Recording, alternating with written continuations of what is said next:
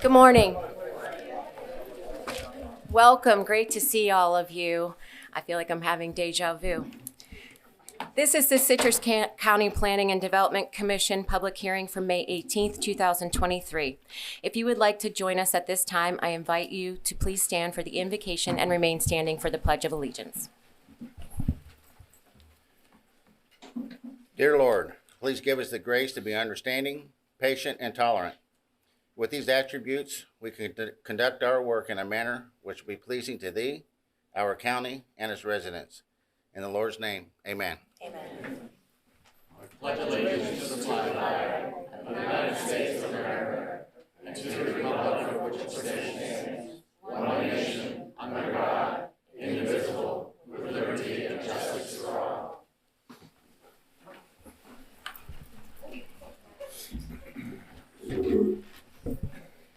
For the courtesy of the applicants, the board, and those around you, please silence your devices at this time.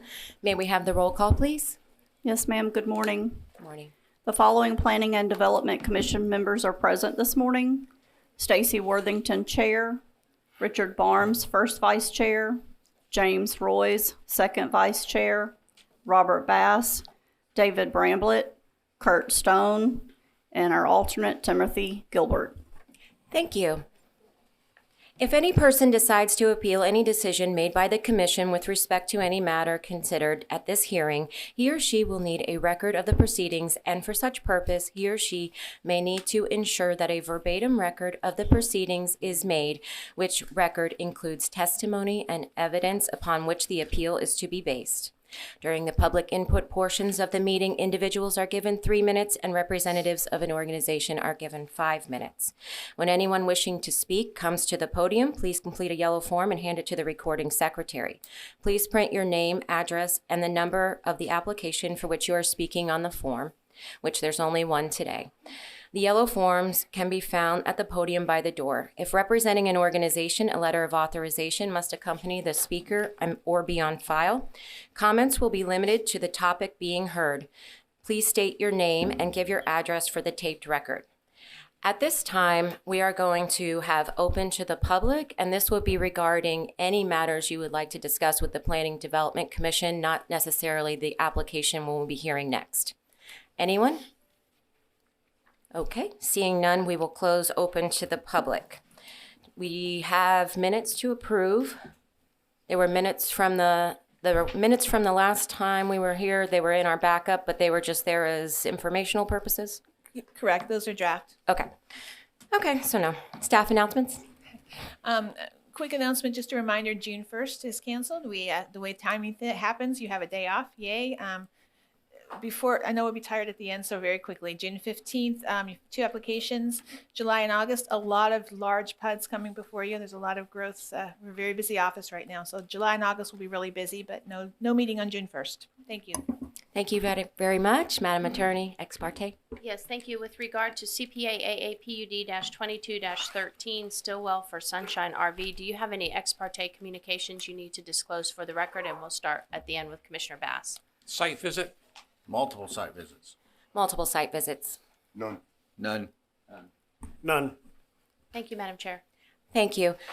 At this time, we will hear CPA/AA/PUD-23-13. If the applicant is present, please come forward to the podium, and may we have the introduction, please? Madam Chair, I think you might have misspoke. It's PUD-22-13. Oh, okay. I did, I guess. Thank you. Clark Stillwell for Sunshine RV Campground, Fish Creek Campground. This application proposes a comprehensive plan amendment and atlas amendment for a new RV park. The site lies on West Fish Creek Point and is mostly vacant with a retail building and boat ramp. The site currently has a PDR-MH and CLR-MH designation on 16.1 acres and abuts wetlands and waterfront. This is looking east on West Bear Creek Lane from Fish Creek Point. This is looking south on West Fish Creek with the site on the right of in this photo. This parking lot is existing with the office, retail building, and boat ramp also in this photo. This footbridge leads over to the island area where more glamping is proposed. This is on the side of the existing building with the fire pit that is proposed to remain. This shows some of the abutting wetlands conservation area to the west. This is the revised site plan submitted by the applicant. Thank you. Thank you. Mr. Stillwell? Good morning. Good morning. For the record, my name is Clark Stillwell. My professional address is 320 South Highway 41, the Brandon Bank Building in Inverness, Florida. I represent the owner applicant. I recognize this is the second time this board has heard this matter, so I am going to direct my comments strictly to any changes, okay, and try and be brief in that regard. I don't want to reduplicate anything. My remarks are going to go to the revised master site plan, some questions about hurricane evacuation traffic plan consistency. In making your decision today, I would ask that you take into account the testimony by all, not just the applicant, from the prior hearing and what you hear today. To the extent there are any questions from those that weren't present originally, I'll be glad to answer them. Again, I will not be duplicative if possible, and I will try and be brief if you believe that. Let's look at this master site plan. In the last hearing, we talked about some changes we intended to make, and we represented to you what those would be. And some of those changes that we represented have been incorporated formally into the master site plan. Let's just start with the lot or island area. Previously, it had units on it. They're all now either primitive camping or clamp sites, and the pavilion has been eliminated, and it's the existing concrete pad that's there is the only structure that would be on that particular area. The tiki hut and the kayak storage area that would raise issues with the staff has been removed. The dock on the island area is formally dedicated strictly to kayak and canoe launching. There is an increased buffer along South Fish Creek Point, and we've added a fence. Now, it's your call. You want the fence on the outside or the inside? I think it should be buffer, then fence. That way it works basically. We have further defined the green space area under revised master site plan, and we meet the Land Development Code standards. The recreational area has further been defined on the master site plan, and again, we meet the Land Development Code standard for that.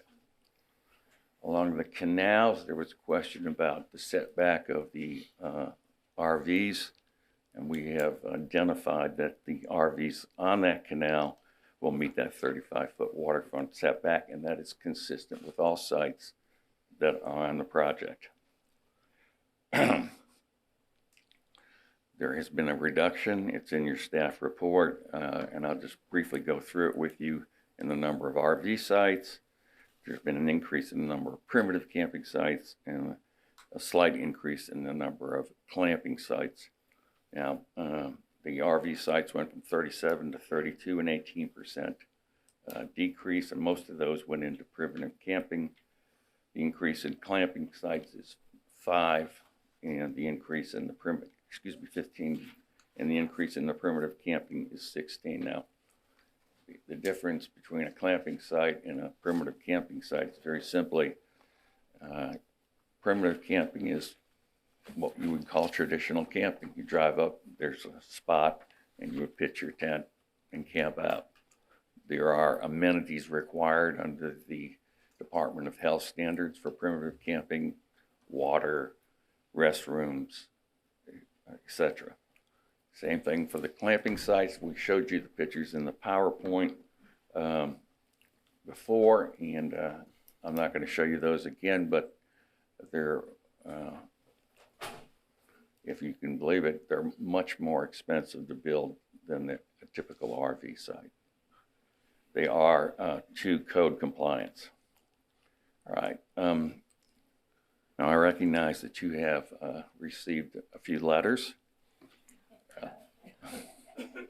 I've got copies of them all. I'm not going to sit here and tell you that I read each and every one of them, but I read a lot of them, and they all tended to have the same current theme, if you will, and I want to speak to those. And these are some of this material is contained within the supplemental filing.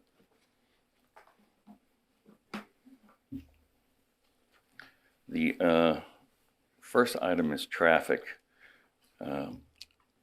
Within your background material is the traffic counts that are done by the Citrus County, and there's only one traffic site on Ozella Road for Citrus County.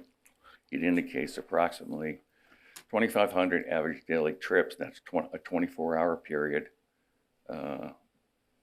either way on that roadway. That roadway is a collector. The typical traffic,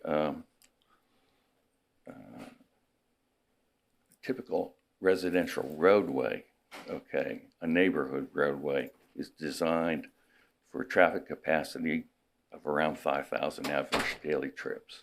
A collector road, much more. Ozella Road is well below either standard. What I'm pointing out to you that as far as Ozella Road is concerned, the county engineer's report, contained within your staff report, has no issues relative to that. There is no weight load out there in Ozella on either Ozella Road or any of the local roads in this particular project would have impact on. The backup material includes a brief traffic study for the RV impact here. That these proposed RVs, 35 average daily trips, if it was at capacity, if you take it at 80% occupancy, it's 27 average daily trips. Now, put that in the proper context, 35 average daily trips versus 2,500 average daily trips. You can see that the impact of traffic from these RVs is less than 1% of the existing traffic level, significantly less. Further contained within the backup material is a study that my clients did. It's in the PowerPoint. We'll take a quick look at it in a minute. The number of existing private RVs in the Ozella area. Those numbers pretty reflective of what the community has. It's a area where people come to and travel and visit, and there are a number of existing RVs out there. So the idea of new RVs in this particular area is not something foreign. Further, I would point out that your county engineer has expressed no emergency evacuation concerns relative to this project. The next issue I want to speak to is hurricane evacuation. Now, your backup material has two memos from my office relative to this. And what we did was we took a hurricane evacuation study that was done for a single-family residential project in Zone A, which this is, consisted of just single-family residential houses. And the traffic engineer in that particular case said, all right, there's 50 houses in this project, and the current standard pursuant to the regional council, most recent study in 2020, indicates it takes 19.6 hours for all of the people in the region to evacuate to out of what they call out-of-county standards. That particular consultant divided 19.6 hours by the number of people traveling. Some 45,000 people were considered to be on the road for a Category 5 event. And he figured out that each particular vehicle took X number of minutes. So then he took those minutes and multiplied them times the number of people in this proposed project for 50 residential units near Crystal River in Zone A, and indicated how much additional time those units would add to the hurricane evacuation. We did the same analysis. It doesn't take a traffic engineer to divide 19.6 hours by 45,000 people and come up with a conclusion. What the regional council report says about hurricane evacuation, the very first thing it says is that commercial uses don't materially contribute to hurricane evacuation issues. Traditional retail, office, traditional retail, they're closed. What the report further says, and it's in your backup material, so it's not just me telling you this, I'm just reiterating it, is 1% of the total traffic during hurricane evacuation, category 5, is tourism. So it has a number there for the number of tourists. We cited that number. You add the number of units that we have, and you come up with a de minimis impact on hurricane evacuation. Hurricane evacuation time with this project or without this project still stands at 19.6 hours, more or less, within 10 minutes difference. And the point is, the standard is under the statute and under the code that there's no material impact on hurricane evacuation. So the number of units proposed simply doesn't affect hurricane evacuation. There's been a number of comments in the materials you've received from the public about the septic system. In the last hearing, we documented we met the test for this septic system of central water and sewer. And you have two respective engineers who have reviewed that, the county staff, Department of Health, and our client, the engineer, would tell you that this particular system is a state license and is regularly inspected, and there's no discharge off-site. The next item I want to speak to is flooding. That's a big issue that is raised within the comments. Again, the county engineer has not raised a concern relative to this. The engineer that did this site plan has submitted his calculations for the impact of new impervious surfaces. The plan at policy 17.92 says the developer, any developer, cannot increase the amount of stormwater runoff off-site. So that's the test. Preliminarily, our engineer has indicated that.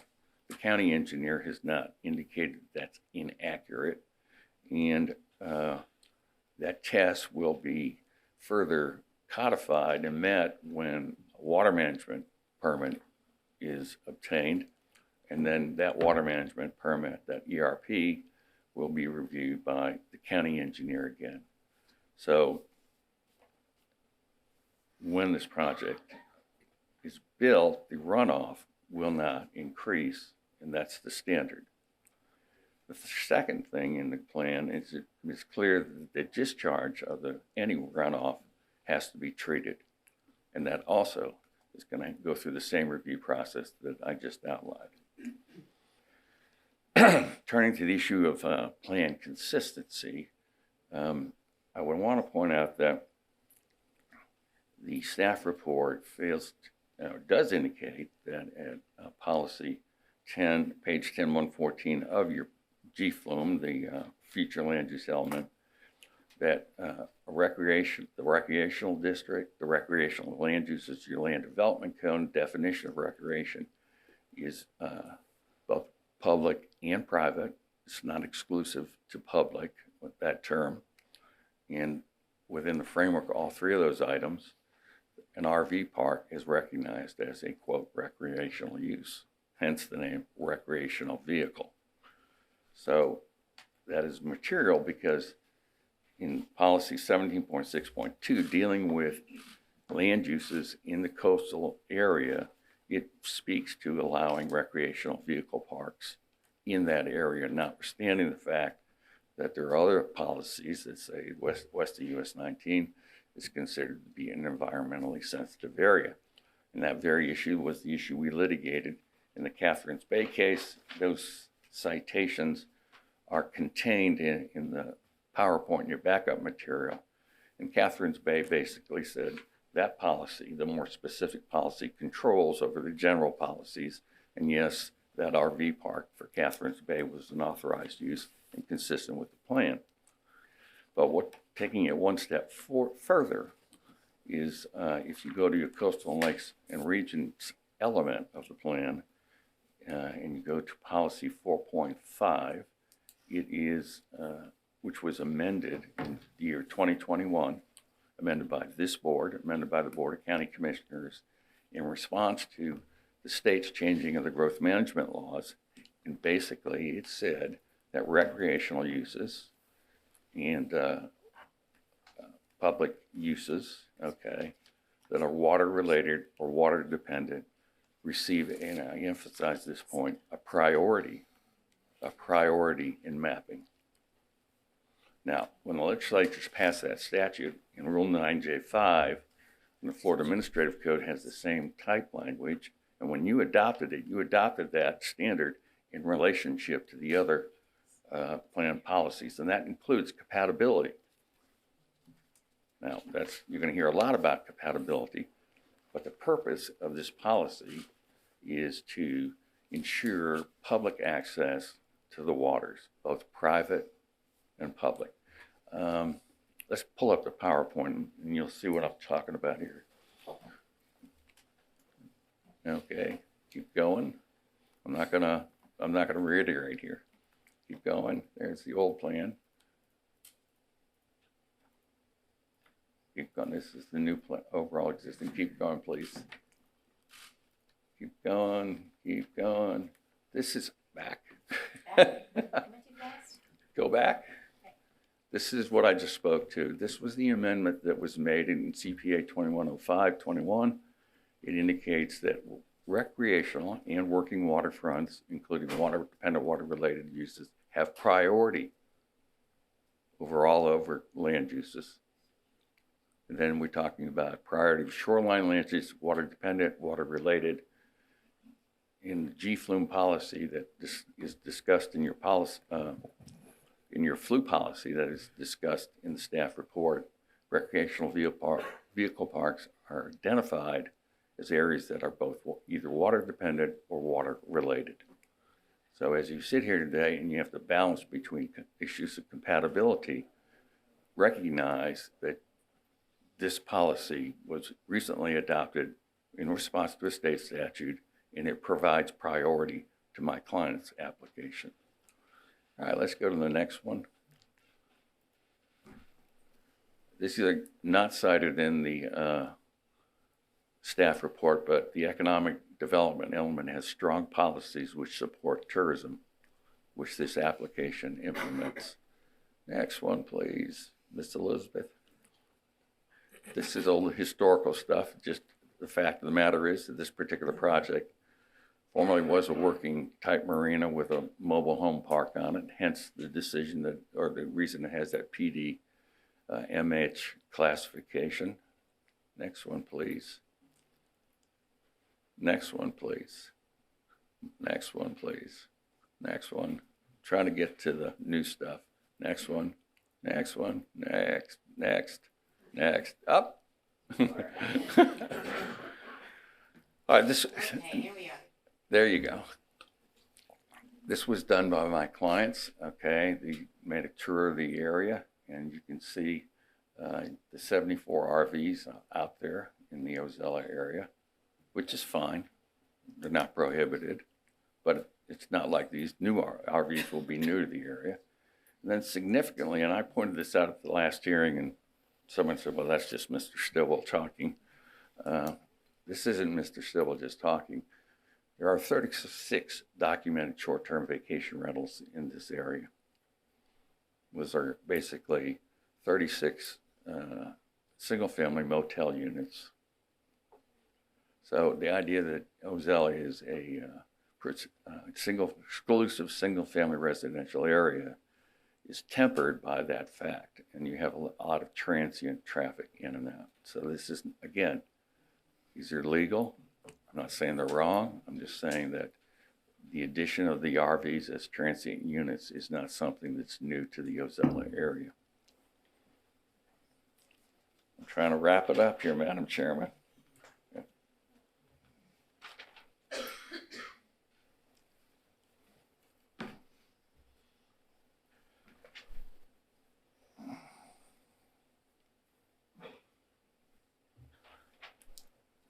My final comments about the issue of compatibility is within the west coast of Citrus County, which I know all of us are familiar with, this relationship between single-family residential houses and commercial uses is historically, and has been in the past, will be in the future, a mixed bag. For every commercial use, for every RV park on the west side of US 19, I can point out to you existing surrounding residential units which have been there. And historically, it's been that way. The classic example is the Camp and Water subdivision in Homosassa. 105 RV units, one road in, one road out, surrounded by high-end upscale waterfront homes. Camp and Waters has been there a long, long time. The single-family residential homes have been there a long, long time. The test of compatibility, statutorily, is the ability of the two uses to get along without doing material impacts to the other use, such that it prohibits that use. And those examples, and Camp and Waters is just one, indicates that these two uses have been historically and can be compatible. Now, the applicant has reduced the intensity of his project. That revised master site plan is less intense. It is internalized. We took the units and tried to bring them to the inside of the project to diffuse any offsite impacts. We've increased the buffers and we've added fencing along the key point of the access road in. Madam Chair, we got 2 videos we'd like to show, if you'd like authorize that. They're very short term. One shows the fact that this particular site has been cleaned up. It used to be a mobile home park. So a lot of the infrastructure is still there. That's relevant because this isn't a pristine site, okay? Second one deals with ingress and egress. We took an RV and drove the roads, and it shows you that, in fact, these roads can be accessed. Then my clients are going to speak. I don't know if the engineer's made it here, but if he has, he's going to speak. So. Mr. Stillwell, what is the duration of the videos? They're short. Yeah, 3 minutes each. Board, they were submitted prior to the deadline. I, as chair, am fine and will allow the videos. So, Joanna, if you'll turn the lights down, I'll pass the popcorn out. The purpose of this video is to show the remaining infrastructure left over from the 1980s RV park. Here's one of 2 trailers still on site, buried deep in the woods, both of which will be removed during development. Here's the old sewer treatment plant, which will be removed and replaced by an approved septic system.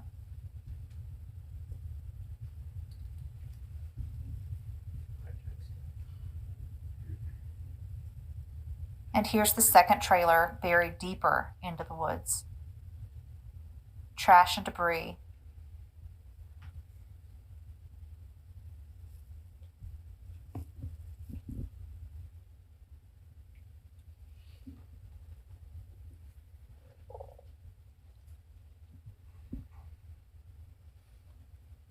There's an electric hookup for one of the 150 spots that were approved. Here are 2 concrete slabs where old park models used to sit.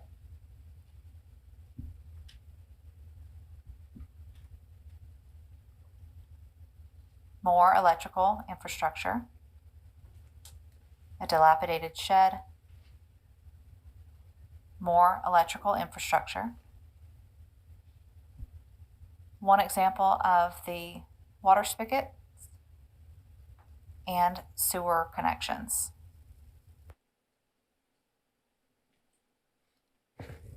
The purpose of this video is to show the remaining infrastructure left over from the 1980s RV park.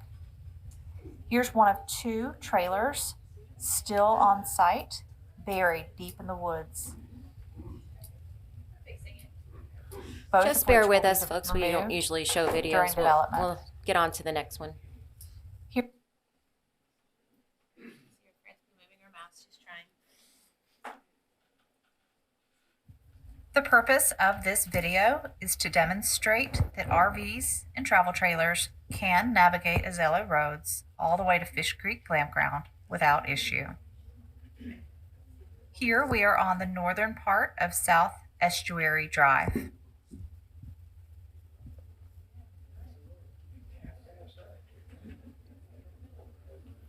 If members of the audience would be courteous so we can watch the video.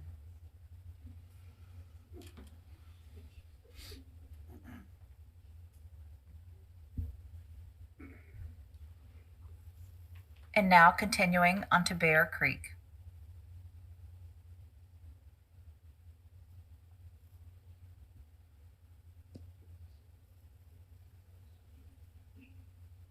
And now South Fish Creek Point.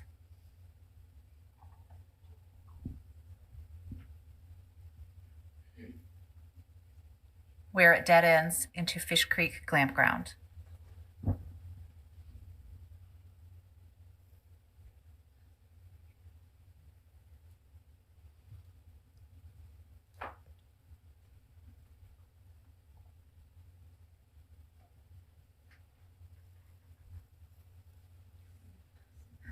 Once again, traveling on South Fish Creek Point and turning onto Bear Creek.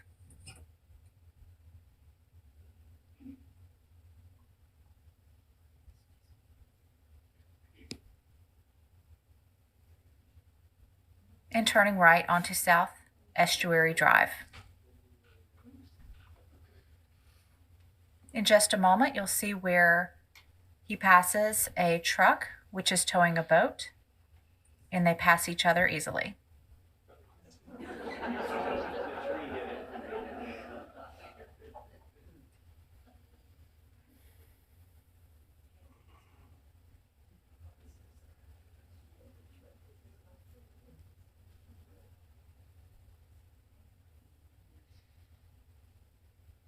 And this is the end of South Estuary Drive, where he will be turning south onto West Azello Trail.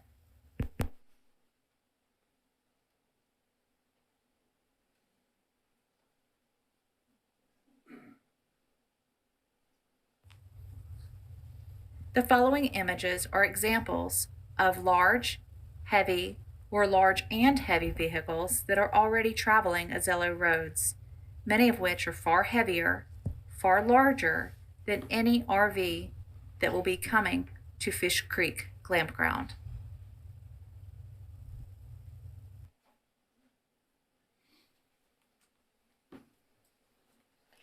Mr. Stillwell, did you say you had more to present? 1 second, man. First off, I want to point out that as you saw the RV going over small bridges, cul-de-sacs, within your backup material for the first application was an engineer's report indicating that that particular structure was safe for this type of use, to include even heavier type uses. Secondly, I want to point out that regularly the boat ramp is used by large vehicles in towing, boats, trailers of significant size, and that's been done without incident. Let me see if the engineer made. All right, so the applicant is going to speak, and then we'll be done, Madam Chair. Thank you. Are there any questions Well, of me? We're going to just continue with the procedure here, and then we'll ask our questions Okay. after she's. Thank you, ma'am. Thank you.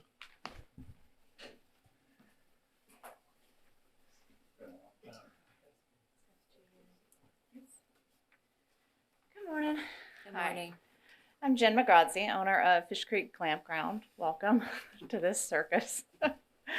I'm here today to ask you to vote yes to this project. In 1984, Citrus County Commissioners approved this land for a more intense RV park, which has since become known as a place of gathering.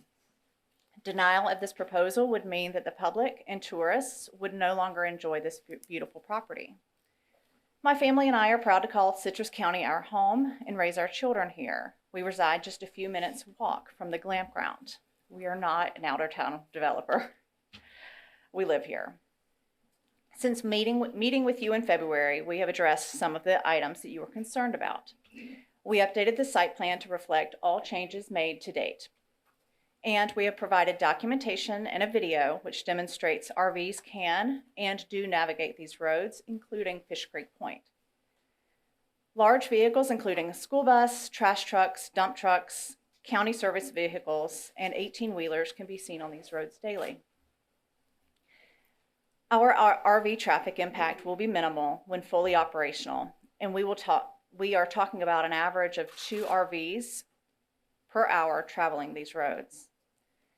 In your packets, there are maps showing, and it was presented here, showing the RVs and Airbnbs in Azello. The RV data was compiled by personally observing these RVs at each one of the addresses. The Airbnb data was compiled by researching Airbnb.com, VRBO.com, and the county's public records. This demonstrates that RVs can easily navigate the roads here, and Azello is already open to tourism. It's important to note that historically, the sections of roads, Estuary, Bear Creek, and Fish Creek were built in order to access this property, while the homes along the route came later. Our goal is to develop a campground that Citrus County can showcase with pride. Thank you. Thank you. Does that conclude your presentation as the applicant? Thank you. Are there any questions from staff? Yeah, just one. It's probably to Mr. Stillwell, but there you are. You're good. Just one question quickly. They have in their packet something that was handed to them after the PDC meeting, which is talking about mangrove removal with DEP, and I know your client addressed that. Can you elaborate on that a little bit more? Well, first, the issue of the mangrove removal is not relevant or material to this proceeding, okay? There's been a complaint made. My client has responded to that complaint, and it's pending. I would tell you that the mangrove removal, if it occurred at all, and no one's proven it, okay, to the satisfaction of the people that have jurisdiction over that issue, it occurred in relationship to the removal of invasive species. So an issue that is what I would Excuse call... me, Mr. Stillwell. Members of the audience, if you wouldn't mind just being kind and courteous to the speakers at the podium, you'll all get your chance to say your piece at another time. Go ahead, Clark. It's not within the framework of your comprehensive plan, nor was it within the framework of the Land Development Code in this particular application. It's within another state agency, and they will address it. It doesn't add to or take away from the merits of this application. Okay, if I could also ask about the primitive tent campsites. You did talk about it briefly, and I'm not familiar. We haven't had those for a long time. So you said there might be some infrastructure related to that. What do they need to have for those? A grass site that's been cut. So no infrastructure. So they don't need electric hookups or water and sewer or anything like that No, at that point. Okay, no. Thank you. I probably just misheard you. Water and electric. I'm sorry. My client says water and electric will be provided to those sites. Okay, so there will be electric pedestals and then some water. Okay, thank And you. then restrooms defined, the distance is defined by the Department of Health. Understand. All right, thank you. Are you through? Thank you. Yes. Any questions from the board? I have a question. Commissioner Bramlett? Mr. Stillwell, in your professional opinion, what on PDRMH, which is the predominant zoning on that site, what would be allowed on that site right now without coming in front of any commission or board?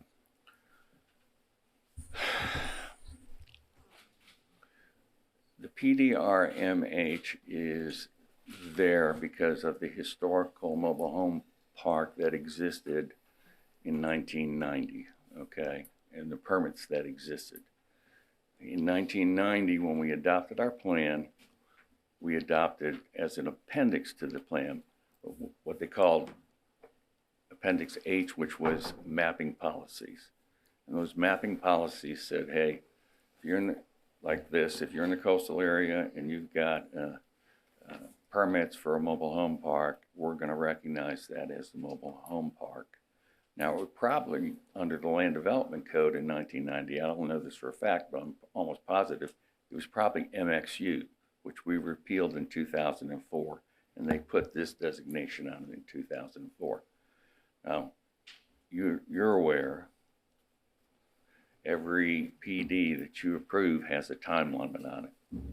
It's normal, it's 3 years to start. Some people get more time if they ask for it because of permitting issues. So I will tell you in all honesty that to the extent that there was a prior master plan on this, it's expired. So to do that, PDRMH would require a Land Development Code Atlas filing in a PUD, okay?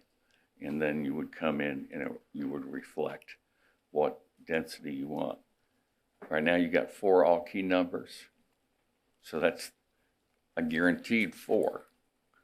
Beyond that, it's a function of sewer, water, and then plan policies about new mobile home parks west of US 19 in the Velocity area. So I don't know if that answers your question, but it would require it would require a new filing, a new site plan in demonstration of consistency. But for sure, a minimum of 4, given 4 all key numbers. Thank you. Anyone else?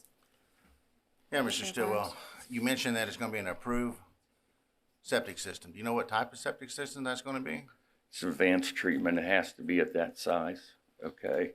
Your typical septic tank system, okay, when it deals with nutrients and that sort of thing coming out of that drain field, treats it like 92% of dissolved solids. Advanced treatment is up around 97%. That's Clark Stillwell telling you that. That's the state regs. How far is it going to be away from the water? It's right in the middle of the park. So the closest point is a canal. I don't have I want to say 250 feet. Ballpark.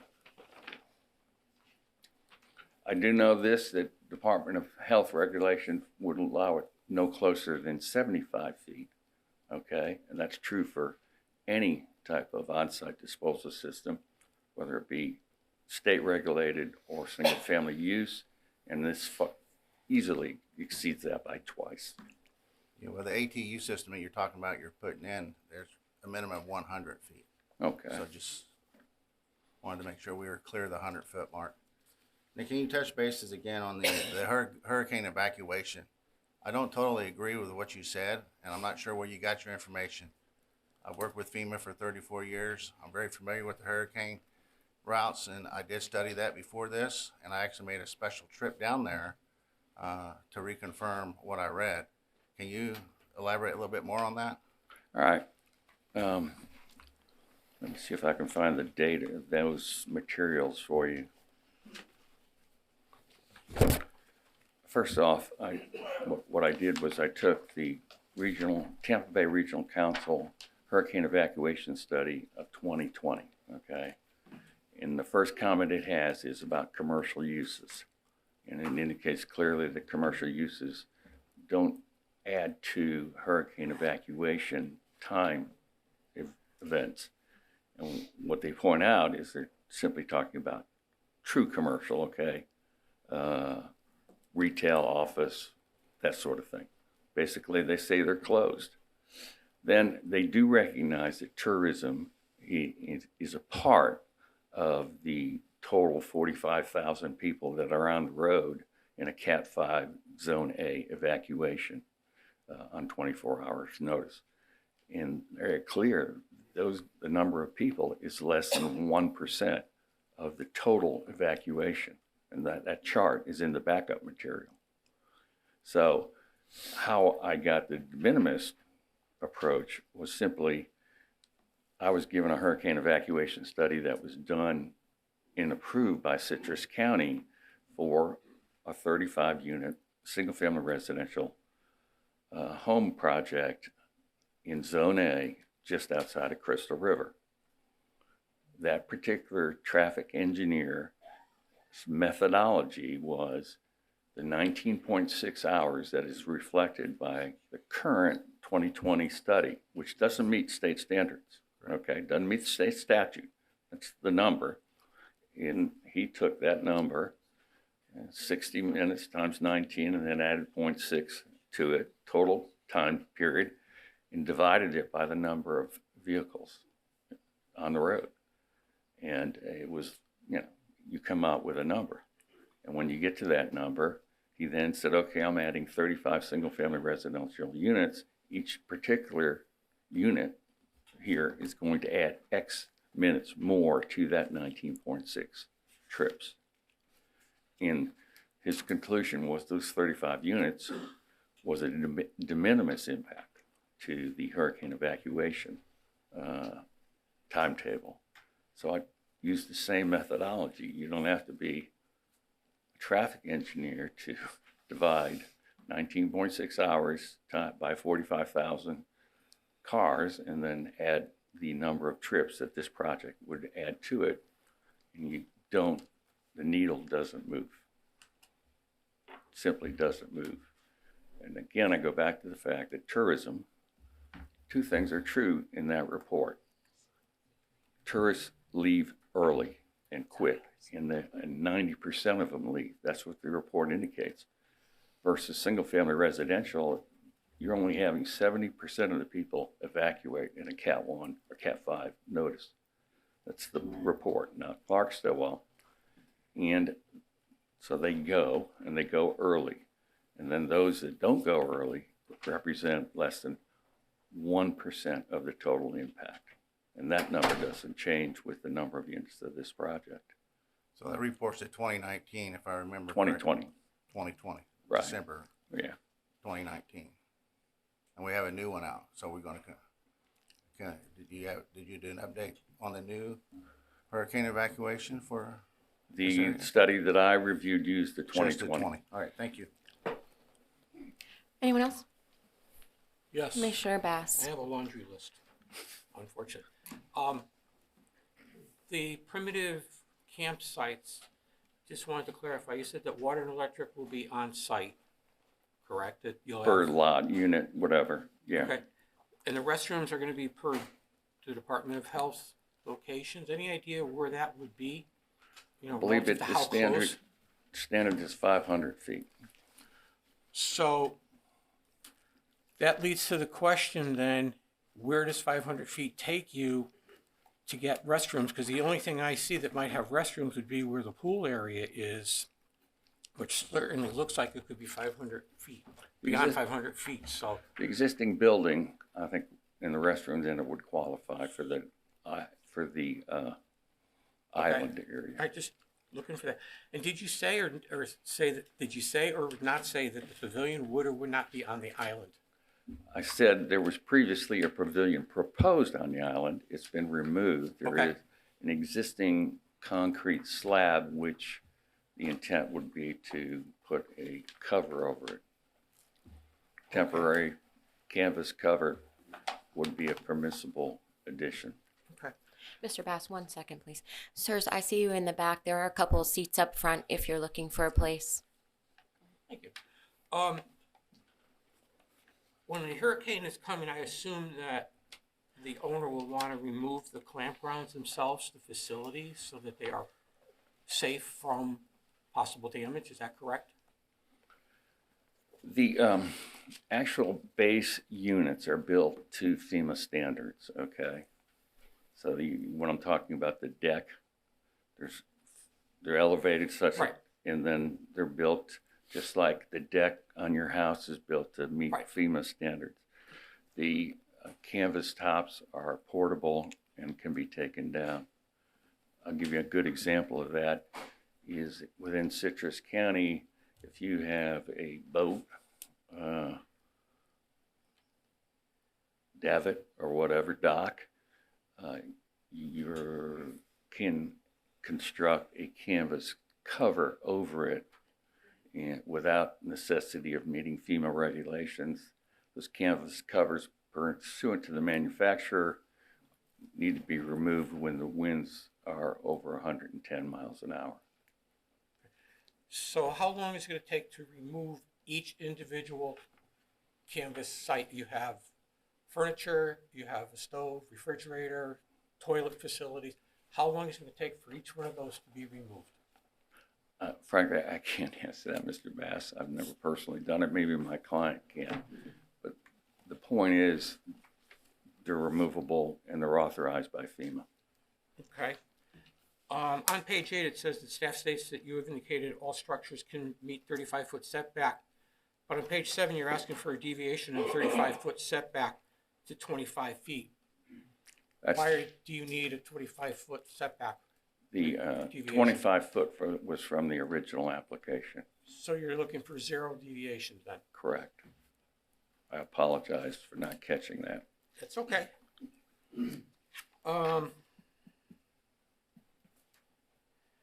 Staff has indicated they're concerned about meeting the impervious surface ratio. Do you feel that you can meet the impervious surface ratio?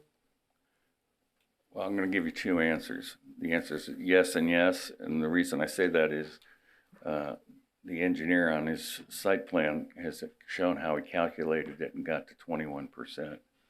Okay, now, so that would say yes. Then the second answer is whether those calculations are or are not correct at the time of development, standards, development permitting, site plan, construction plans. That's going to have to be demonstrated. Okay.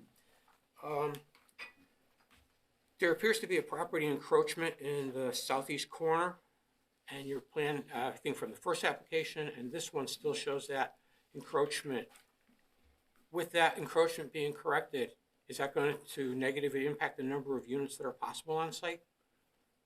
No, this particular project, you can do up to, I believe, 8 RV sites per acre in this zone, and it's slightly over 4, according to the staff report. Okay. Is there going to be a DRA on the island? No. Okay. Has the engineer done any rough grading to ensure that we can get one-to-one compensation for the storm events? Those, the answer is yes. He's not here, and I apologize. I don't know why, but the answer is yes. That's required for this type of site plan filing to be accepted. Okay. It's got a seal on it. Okay. On the mounded septic system, how is that going to be protected during the flood event? Because the site seems to have a base elevation of roughly 5, plus or minus, when the base flood elevation is 13. So you have 9 feet of water that could cover that entire parcel. How is that septic tank going to be protected so that we don't find any erosion against that particular pile of dirt, so that we don't have anything leaking out into the water or onto any of the property? You're talking about the mound itself. Looking to make sure that mound doesn't get compromised during that flooding event of 13 feet on that parcel. The design is to state standards. I'm sure that the state standards take that into effect, not only with this particular system, but with every single family residential house that is approved and built in Ozella. They all would have the same issue, if in fact it's an issue. I don't know that you would have, look, I don't know the volume of water and the intensity it would take to erode those, but they are sodded. Okay. Is there any site lighting? Sure, there would be interior site lighting for streets and that sort of thing. So are you looking at low-level lighting, or are you looking at street lights? Well, the code would say whatever lighting you have is internalized and doesn't go off-site. Okay. And then lastly, at the February 16th hearing, you had made a comment, something to the effect that says all recreational vehicles must be roadworthy and ready to evacuate when notified. Are you still good to keep that in as a condition? Yeah, that's a good condition to put in there. Okay. Basically, that you have to leave the park on notice. And that, what that does, okay, if the owner comes up to someone and says, hey, you gotta go, there's a hurricane coming. Well, they look at them and say, I pay my rent and you can't evict me, okay? What that does, it gives the owner of the RV site the impetus, if you will, the power of a local government. And they say, look, it's not me, it's this body, and it's a good rule. And everyone would be apprised of that when they sign their lease, their rental agreement. That's in there. Okay. Thank you. Thank you. Any other questions from the board? Mr. Gilbert? Yeah, so apologize that I'm a little new here for this situation. I actually just had one quick question because I think one of the commissioners hit it. The properties that are outside of Fish Creek on the opposite side, do you know when those houses were zoned or put up? The way this area was developed, and you can see from the historical stuff in the backup, the marina type area was developed first, okay? Then the mobile home park, and then there's this subdivision called Ronnie's Green's Unrecorded Subdivision out there, and that's when those lots were became buildable, if you will, and each one of those it's Coastal Lakes residential because that's the classification for it. Each one of them is entitled to a single family residential house. But as far as the specifics of when each one was built, no. There's been several built in the last few years. Sure, thank you. Any other questions from the board? Mr. Stillwell, a lot of my questions have been answered already, but I realize there's an expired plan for that parcel. On the property appraisals information that was submitted in our backup, there shows like no ownership change from 2012 to 2021. Do you have any information as to what was happening out on that site during those times? I believe at the last hearing, the prior owner talked about the number of, trying to think of the right term without slandering anybody. I want to say trespassers, but there are a number of people that use that site for camping. Okay. Okay. The property right now is currently gated with a keypad. What is the plan if this were to be approved? Would it be gated? Is it going to be open? I mean, I could see a situation where RVs would be backing up on Fish Creek, and that would unduly affect the residences.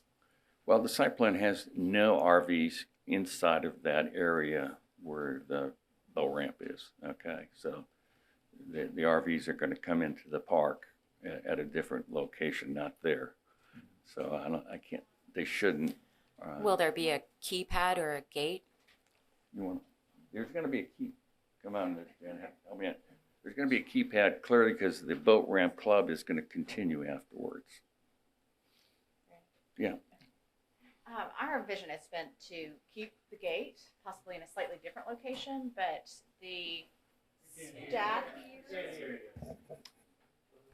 Ma'am, just please address the board, and please, audience, be courteous. We will ask her to go to the mic. Thank you. So rude. No. Staff report someone indicated we have to have possibly a drive lane for people coming into the park so that they can pull over into that drive lane and then enter the code for the gate to get in. Does that answer?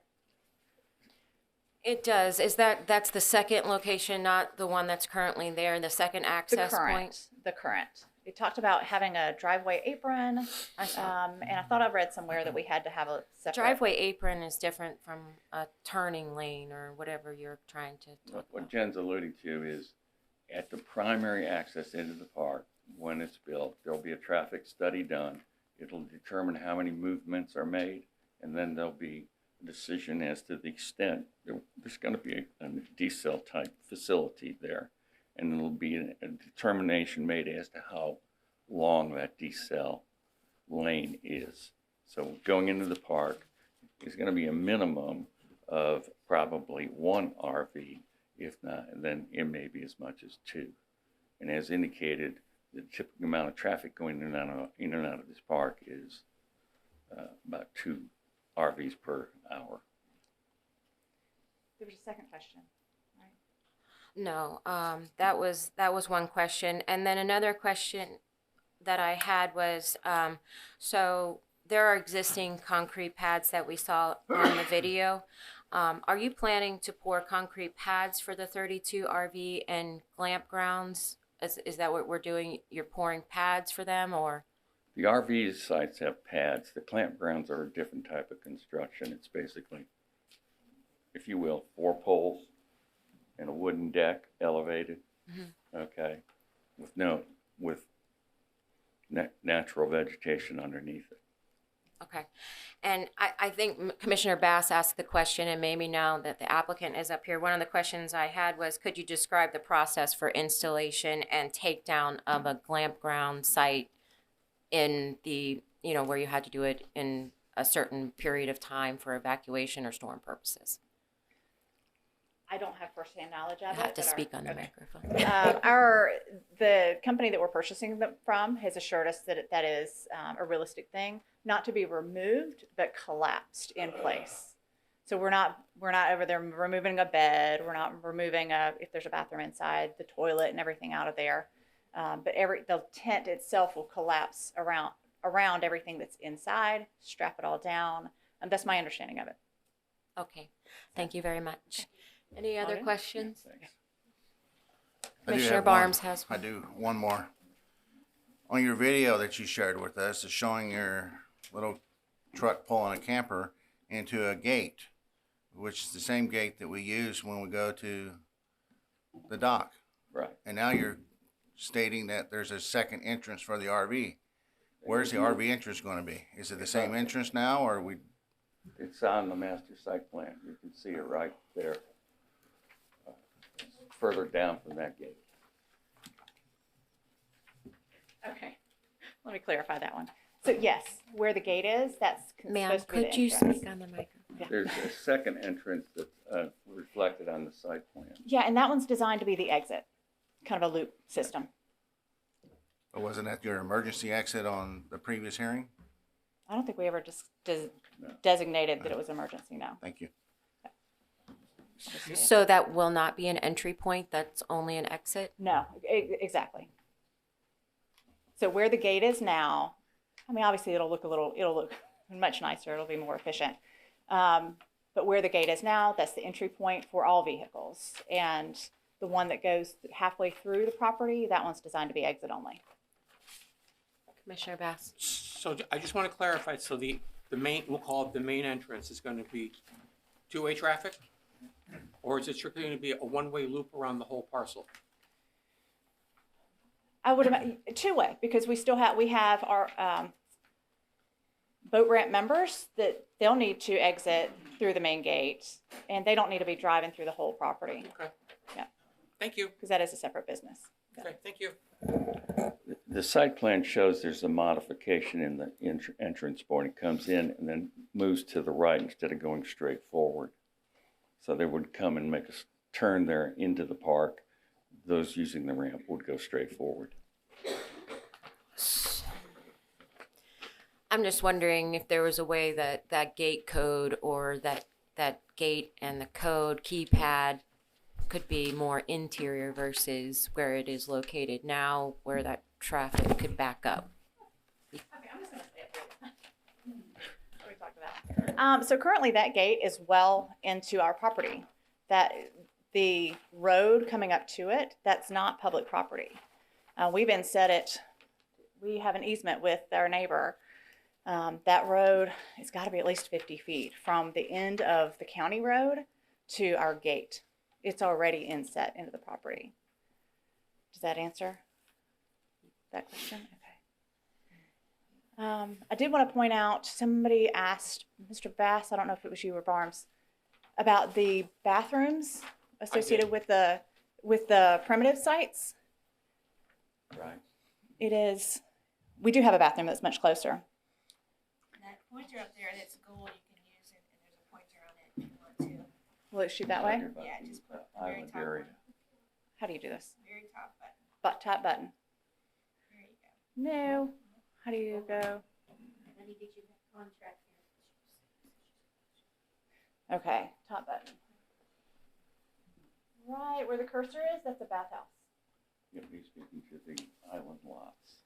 Where the island lots that you were talking about? Correct, you've got the primitive Primitive? sites on the island, so where is their So bathroom in- facilities going to be? Inside the building. So just across the bridge. Okay, thank you. We don't plan for a bathroom to be on the island itself. Okay. Anything else? Any other questions from the board? Okay, seeing none. Thank Ms. you. Worthington. And now we'll have the staff presentation.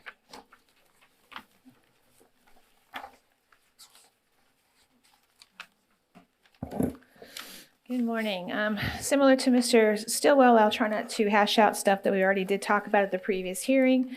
Obviously, this is an application to change approximately 16.1 acres from PDRMH and CLRMH to RVP. And Mr. Bramlett, quickly to answer your question that you directed to Mr. Stillwell, this was never a mixed-use site. In 1990, when we adopted these land development code designations, it became the PDR, recognizing there was a master plan in place. Right now, the only thing we can see that's been in continuous operation is the boat ramp itself. So he could not do anything with these lots at this time. He would have to come in for some kind of PD modification, which is what this is, or remove the PD through a land use hearing. That answer your question? Yes. Okay. I know he did too, but I had to clarify some of that. I was going to ask you anyways. No worries, no worries. So everything that we have for master plans before did not include the island. That's why you're seeing the difference there. It's CLR-MH, whereas they are PDR-MH. Cannot verify if that was mobile homes or RVs. We're going way back. In 1984, they were clearly RVs. We did not have an RVP or MHP designation that made one from the other. PDR, MH covered everything. So have no idea if they were mobile homes or RVs. I can see a record there were RVs there. I just don't know about mobiles. And on the island was simply a house. That's what we know of in 1984. I don't see any change in that. So this is a new master plan. There's a lot going on here, and what I want to do is show you the differences instead of just going through this very detailed. First of all, I did prepare this particular application. Now, where it says 20 and it's underlined, that actually was removed in my final draft, and somehow it didn't make it into the packet. So I apologize for that. The numbers don't add up to 60. But your previous plan showed a total of 65 units, RV, glamping, and primitive. And then at the hearing, Mr. Stillwell reduced the number of glamping sites to 18. So we reduced it by 5. So there was a total of 60 sites. What's before you today is a total of 68 sites. So there is an increase. However, it's hard to compare primitive versus RV and glamping. RV and glamping in our codes, I think glamping would be similar to RV, which is 7 spaces per acre. Primitive sites are 10 spaces per acre. So they're not exactly like for like. They are meeting that intensity. They are falling within that, but this is an increase in the overall number of sites. So what's different here, I tried to highlight what's different. So on the left-hand side there where you can see the purple, those sites were all glamping and RV, and they now are primitive.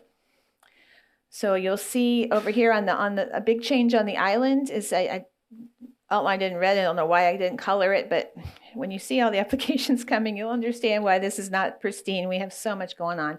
But all of the glamping sites are removed from the island. They now have, instead of 6 glamping sites, they have 4 primitive sites. What also changed, oh boy, I see why he was doing that. What also changed is along Fish Creek, they did have a buffer with a fence. He's proposing a 6-foot opaque fence along with a 15-foot buffer along Fish Creek. That was a point of concern with staff previously for the residents on Fish Creek.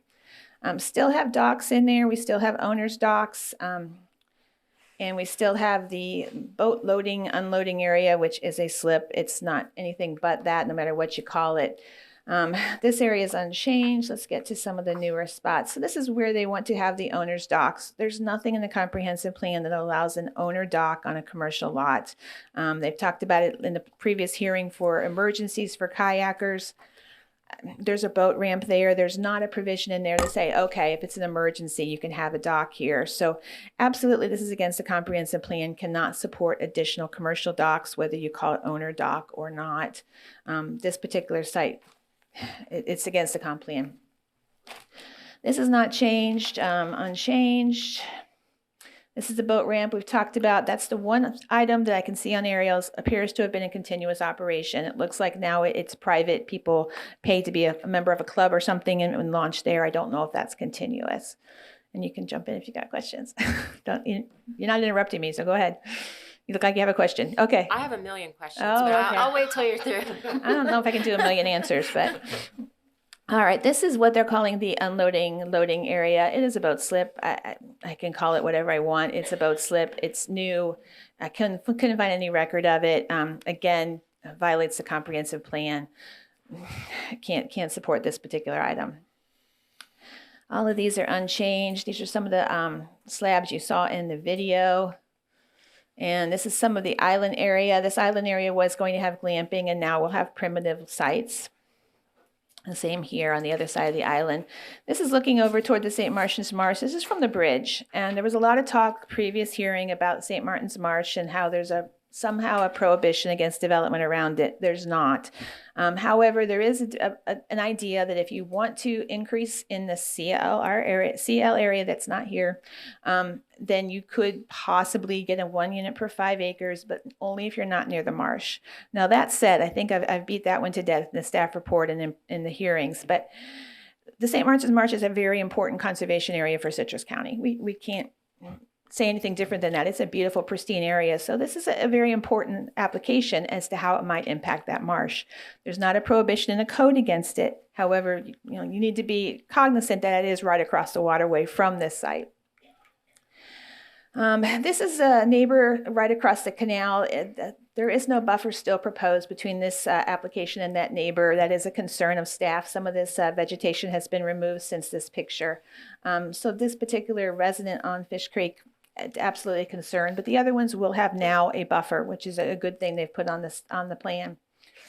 And finally, this is the plan. Doctored it up as best I could. The oranges are the RV sites, the pink are glamping, and oops, that's the old one. Sorry, here you go. The pink are glamping, the purple are the primitive, and the orange are RV sites.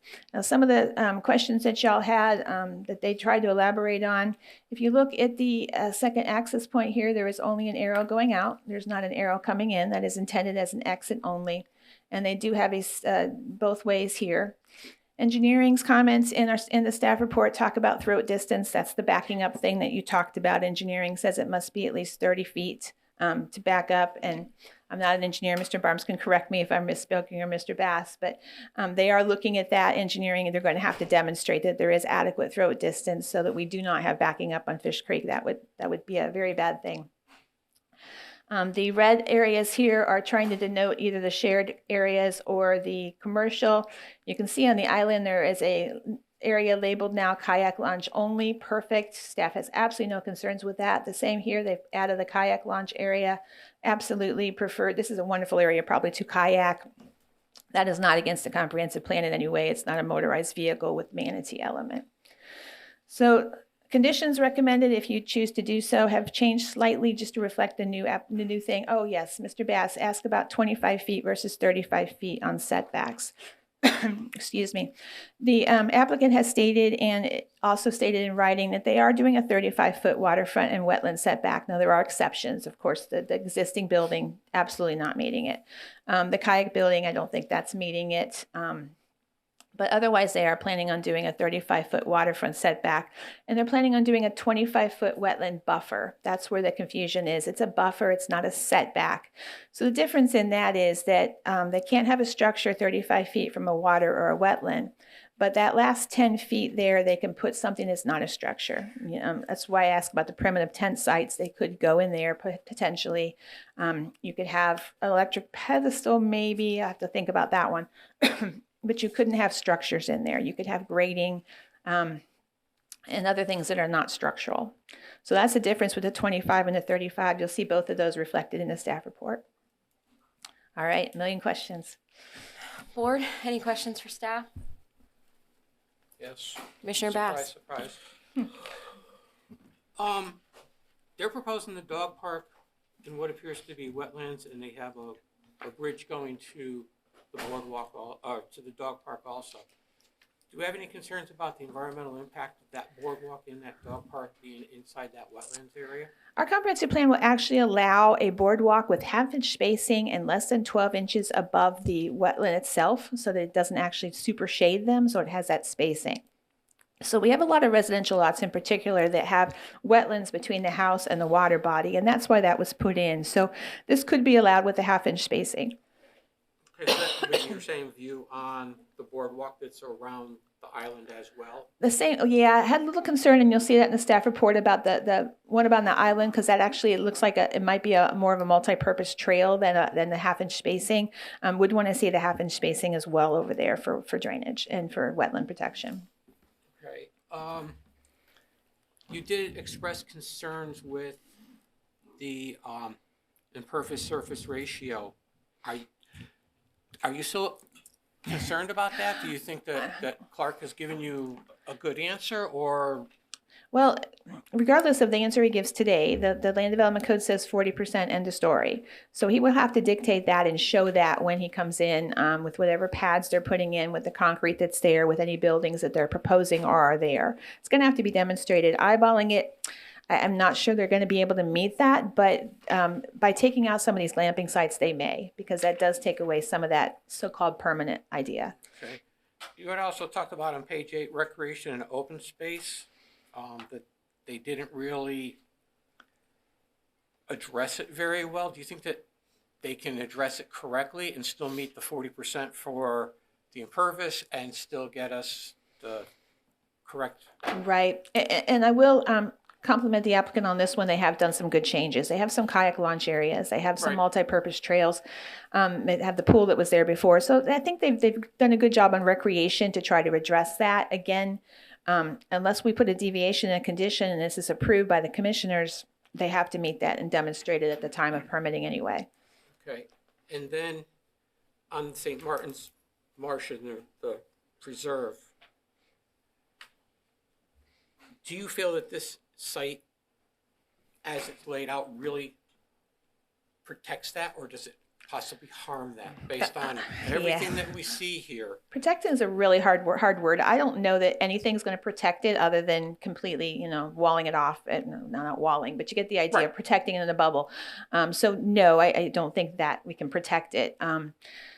That's the tough one to weigh, and why I'm glad I'm not in your shoes, because this is a tough one to weigh on how it impacts the marsh as well as the neighbors.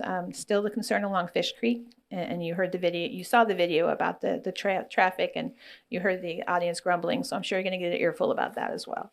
Okay. Thank you. Commissioner Barnes? Yeah, Joanne, I just have one question. In the original hearing that we heard, they're talking about the clamp sites. They stated that the clamp sites would be completely broke down and removed. Now we're hearing that they're going to be strapped down with the canvases that's on the roof. Yeah, agreed. Those would be considered structures, and they would have some level of review by our stormwater, by our FEMA people here at the county. I'm not sure if a building official will call them a structure requiring a permit or not, but because they're of the flood zone that they're in, they will have to have some level of review and be able to demonstrate they can meet FEMA standards. Yeah, I was concerned about that as well. Now, obviously, we can't prohibit structures in the velocity zone or structures in the coastal A like this. They would have to be anchored down quite a bit, like any other structure out there. But they're not meeting base flood, so yeah, there's some concerns, yes. Thank you. Commissioner Stone? Joanna, what intensity of development could occur on the 16 acres if there was not a zoning change? In other words, if these were single-family residences, how many would we see in there? Because it's a PDR, they couldn't have any because they have no active plan development. If they change the plan development to CLR, they can have 1 unit per lot of record. So I think there's an island lot and maybe 2 others, so maybe 3 houses. but that's assuming that they get that zoning change. The island right now can have it. It has a house, had a house before, it can have a house now. I don't know how you get to it, but except by boat or the bridge, but it could have it. The other ones, maybe 1 or 2 houses. All right. Thank you very much. Any other questions from the board? Joanna, I have some. Oh, okay. I thought I got off the hook on no more millions. All right. We're all really lucky to have you here to present this today. How long have you been working for the county in land development and planning? Started in 1995, but that was in permitting, so I didn't become a planner until around 98, 99. Wow. Okay. Yeah, a long time. All right. Long But I'm not that time. old, so I don't know how it happened. So when, yeah, right. When this property was first given this special exception in 1984, there was no RVP. There was no RVP designation, right? That did not come into long after. Do you know when? Probably around 2010, 2012, somewhere around there. Yeah. So before that, there were just existing recreational. There were recreational. There were parks. RV parks and mobile home parks, and some that were hybrid of the two. And they usually received that MH designation because that's all we had. In 2010, 2012, when the land use was put in, how did the county go about assigning parcels to that land use? Did they do a long-range plan and discover which places in the county would be suitable for RV parks? Well, no, they actually went and looked at all the licensed RV and mobile home parks with the state of health, with the health department. And they all were looked at in general. This one was not in operation, so it wasn't included. It was left out as PDR because it did not have an existing park operating. Okay. But at that time, basically what the county did was they just took the RV parks that were operating, they made them RVP. Through hearings and through a lot of cooperation or not cooperation, some places with the owner. Because a lot of times, you know, we have a lot of discussion on this board about the comprehensive look forward and our future land use map and how much discussion and interpretation was put into it. But really, no. I mean, we just Absolutely RVP. no. We absolutely look forward. I'll never ever agree to that one. But this was not In this case. This was not a functioning park in any way. So I think it's correct to just say it's a master plan and they have to come back and establish something. I'm not really talking about this park in particular. Okay. I'm talking about generally this land use district. We just took the existing RV parks and we put them in that district, and that was how we determined what correct. was RVP. And the existing mobile home parks went to MHP. Yes. Right. Okay, so then we had new RV parks come about post that determination. And so would you say that all of those had to go through this process that we're going through? Yes. If they didn't have the RVP designation or the MHP designation, they came before this board, and they still are. We've got some more coming. Right. So, all right, that just helps me because when we're looking at this, you know, a zoning change is necessary because we only allowed the existing RV into RVP at that time when that decision was made. And so now we're looking at this and we're having to say, okay, well, zoning change is required if we're going to allow any further RVP in Citrus County. Point taken, yes. I mean, they have an expired master plan. They would have had to come before you regardless of whether they had the RVP designation because there's no master plans right now. But yes, I suppose if they had been in operation, they might have had an RVP then.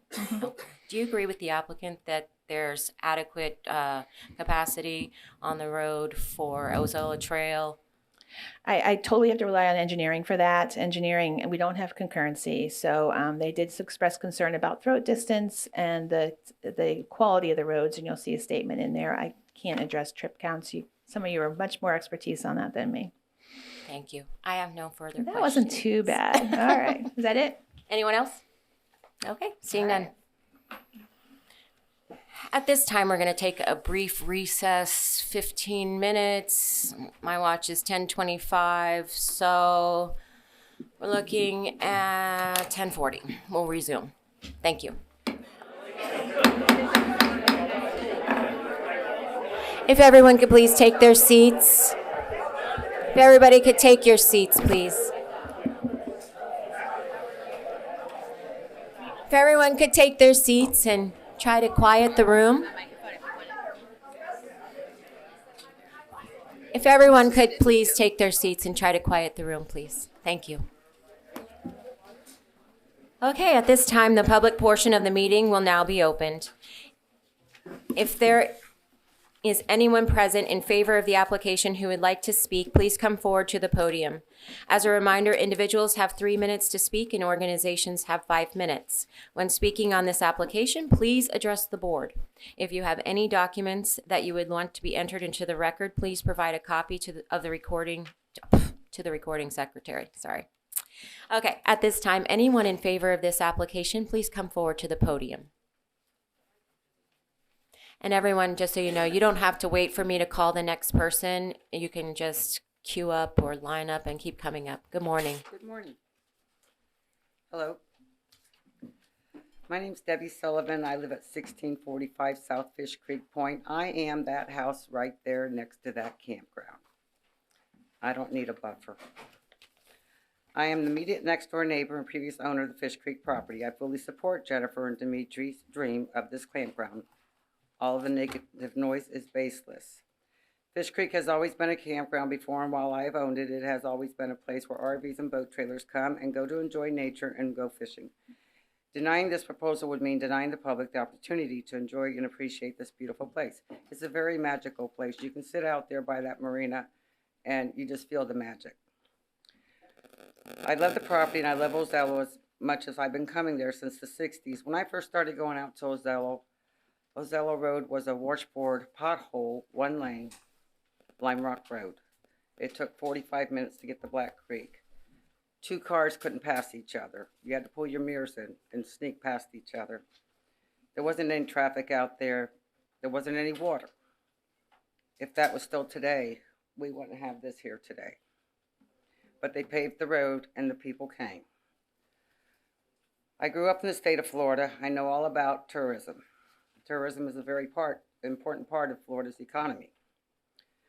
Tourism helps lower your property taxes. That's why Florida taxes are so low, is because tourism helps on taxes.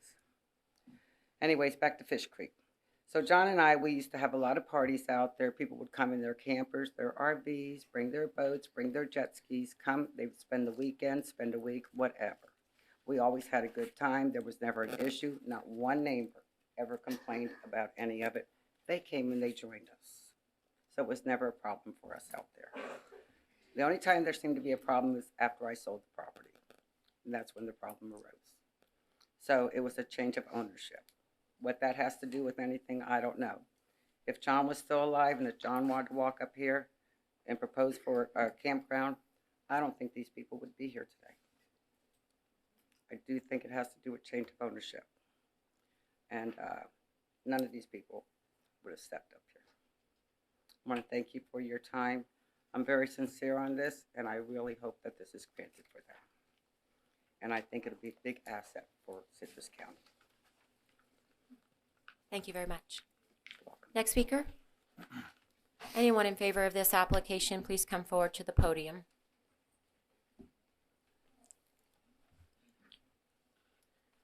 Hello, my name's Joan Manganero. I wasn't going to speak about this until I actually got here today and watched and saw what they have changed about this development since the last meeting. I think that something wonderful should go here. This is a beautiful place. We live in a beautiful place. I think keeping development out and keeping these areas more vacant and abandoned looking is probably worse for our environment. Inviting a transient population that we don't want, maybe inviting vandalism. I would hope that you all sincerely look as a commission at how the developer is trying to create something beautiful and tourism generating for our area. I think that Ozello, Crystal River, Homosassa, people from all over the world want to come here and experience what we are fortunate enough to live in. So hopefully with the right type of developments coming in and actually protecting and working with the local municipalities to make things better, we could make development the right way. That's all I have to say about it. Thank you very much. Anyone else in favor of this application, please come forward.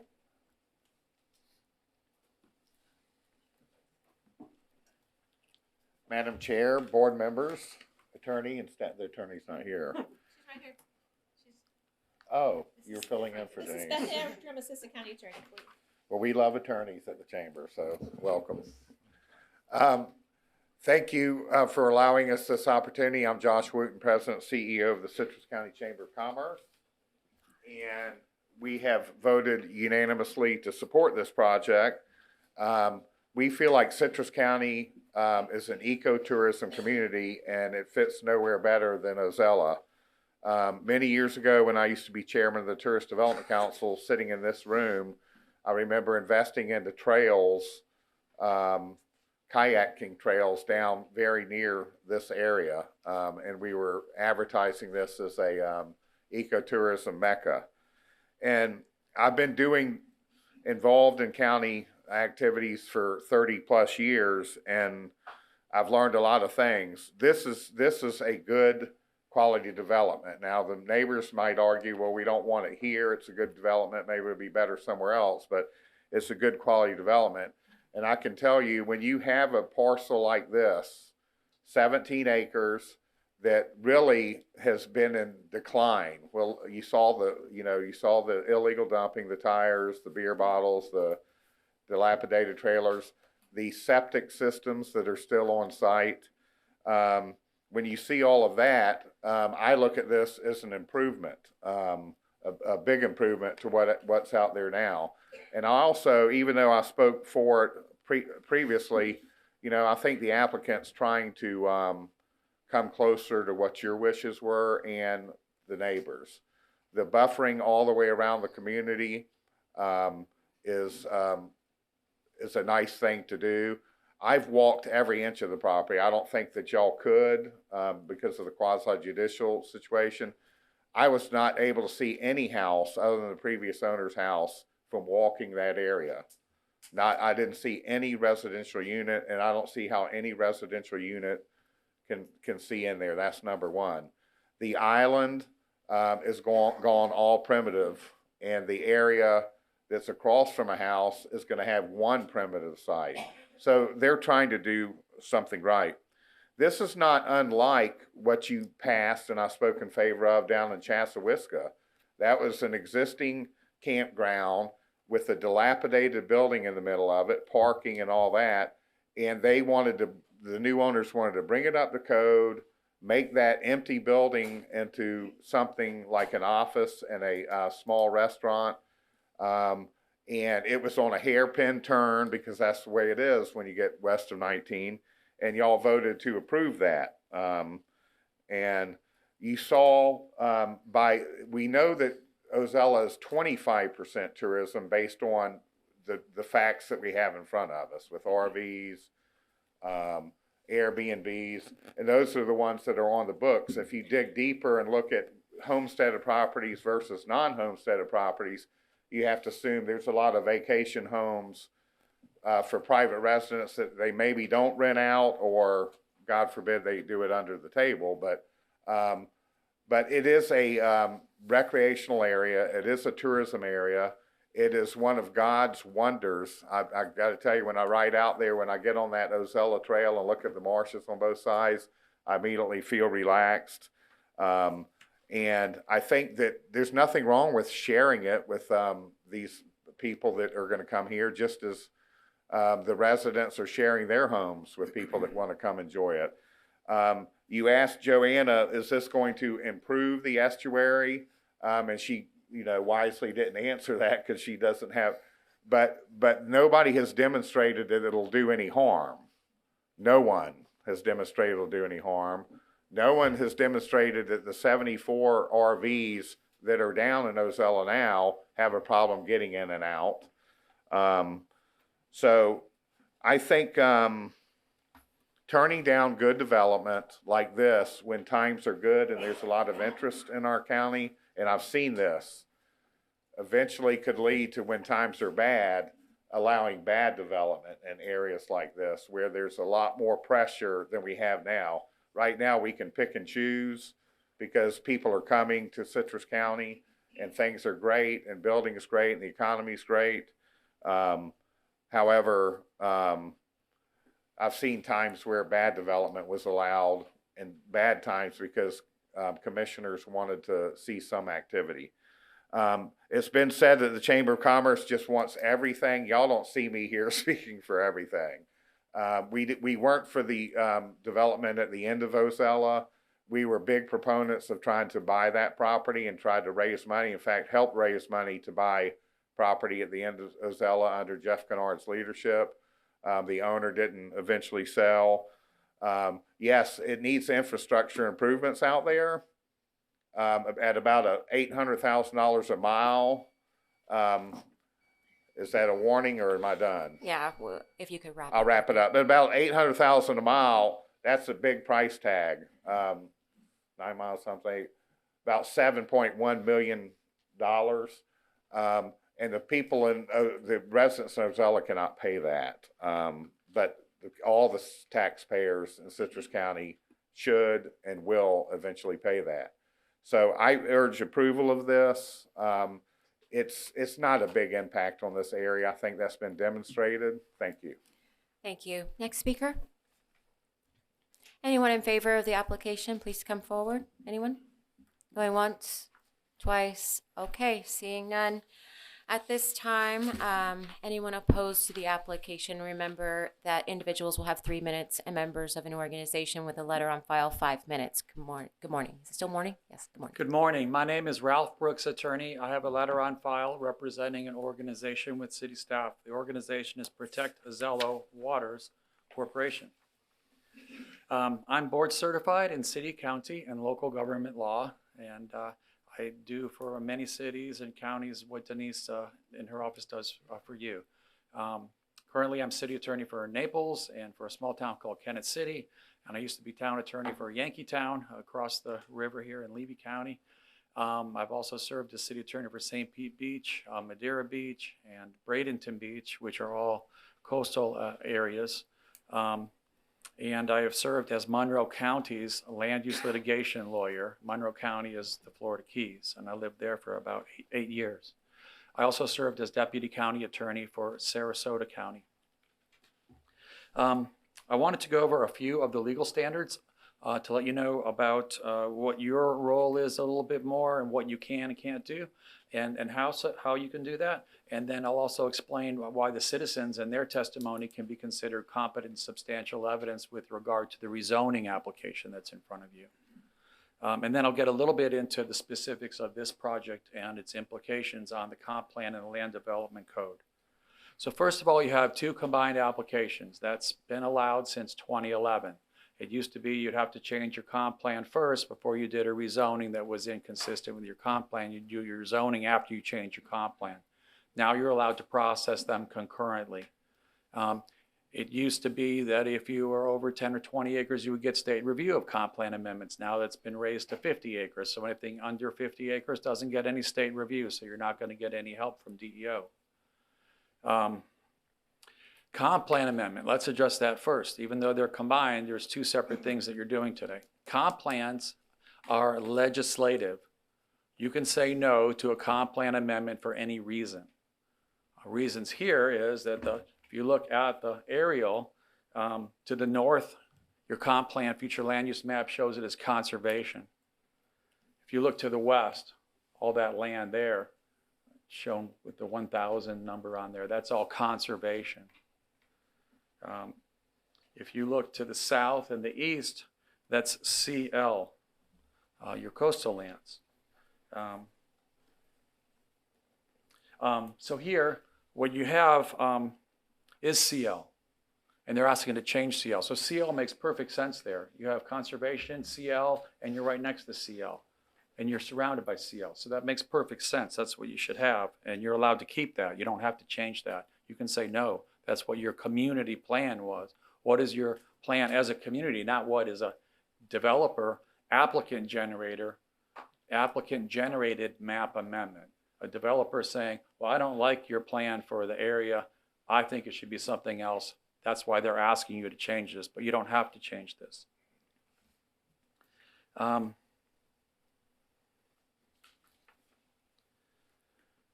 Let me get to the rezoning. So the rezoning has a more complicated standard. The Florida Supreme Court, in this case called Brevard County versus Snyder, said there's 2 things that happen. It's almost like watching a tennis match. or an old game of Pong on a computer. It's a shifting test. First, the applicant has to come up and show that their rezoning is consistent with the comp plan. And they have the burden of showing they're consistent with each and every element, goal, objective, and policy in the comp plan. If they're not consistent with the comp plan, you cannot say yes under the law. The law says all development orders, all rezonings must be consistent with the comp plan, not just the map, but all the text that's in the policies. If it doesn't meet it, then you must say no.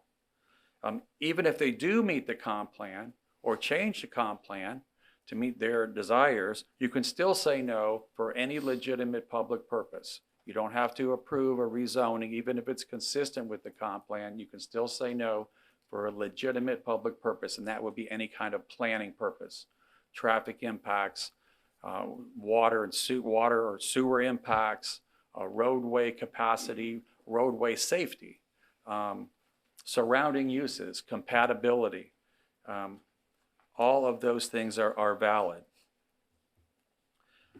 So compatibility is defined in Chapter 163, and it says where two uses can coexist without unduly negatively impacting the other use in perpetuity.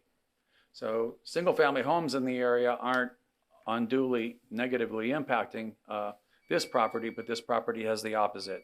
How many minutes do I have left? If you could wrap up your comments, that was 5 minutes. Wow, 5 minutes goes fast. This is inconsistent with the comp plan because you don't have a central water sewer in the area. It's premature. You need to wait until you do get that sewer under 17.6.13, 17.11.3. Staff suggests that they should change 17.11.3. Well, they haven't changed 17.11.3, so you're not consistent with that one yet.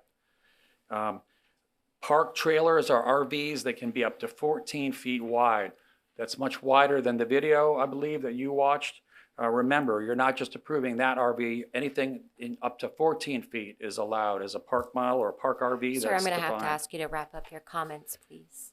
Just for the record, I have much, much more to say, and I was not able to complete them. And for the quasi-judicial rezoning, I think that's a problem, not for the comp plan. Thank you. Thank you. Next speaker.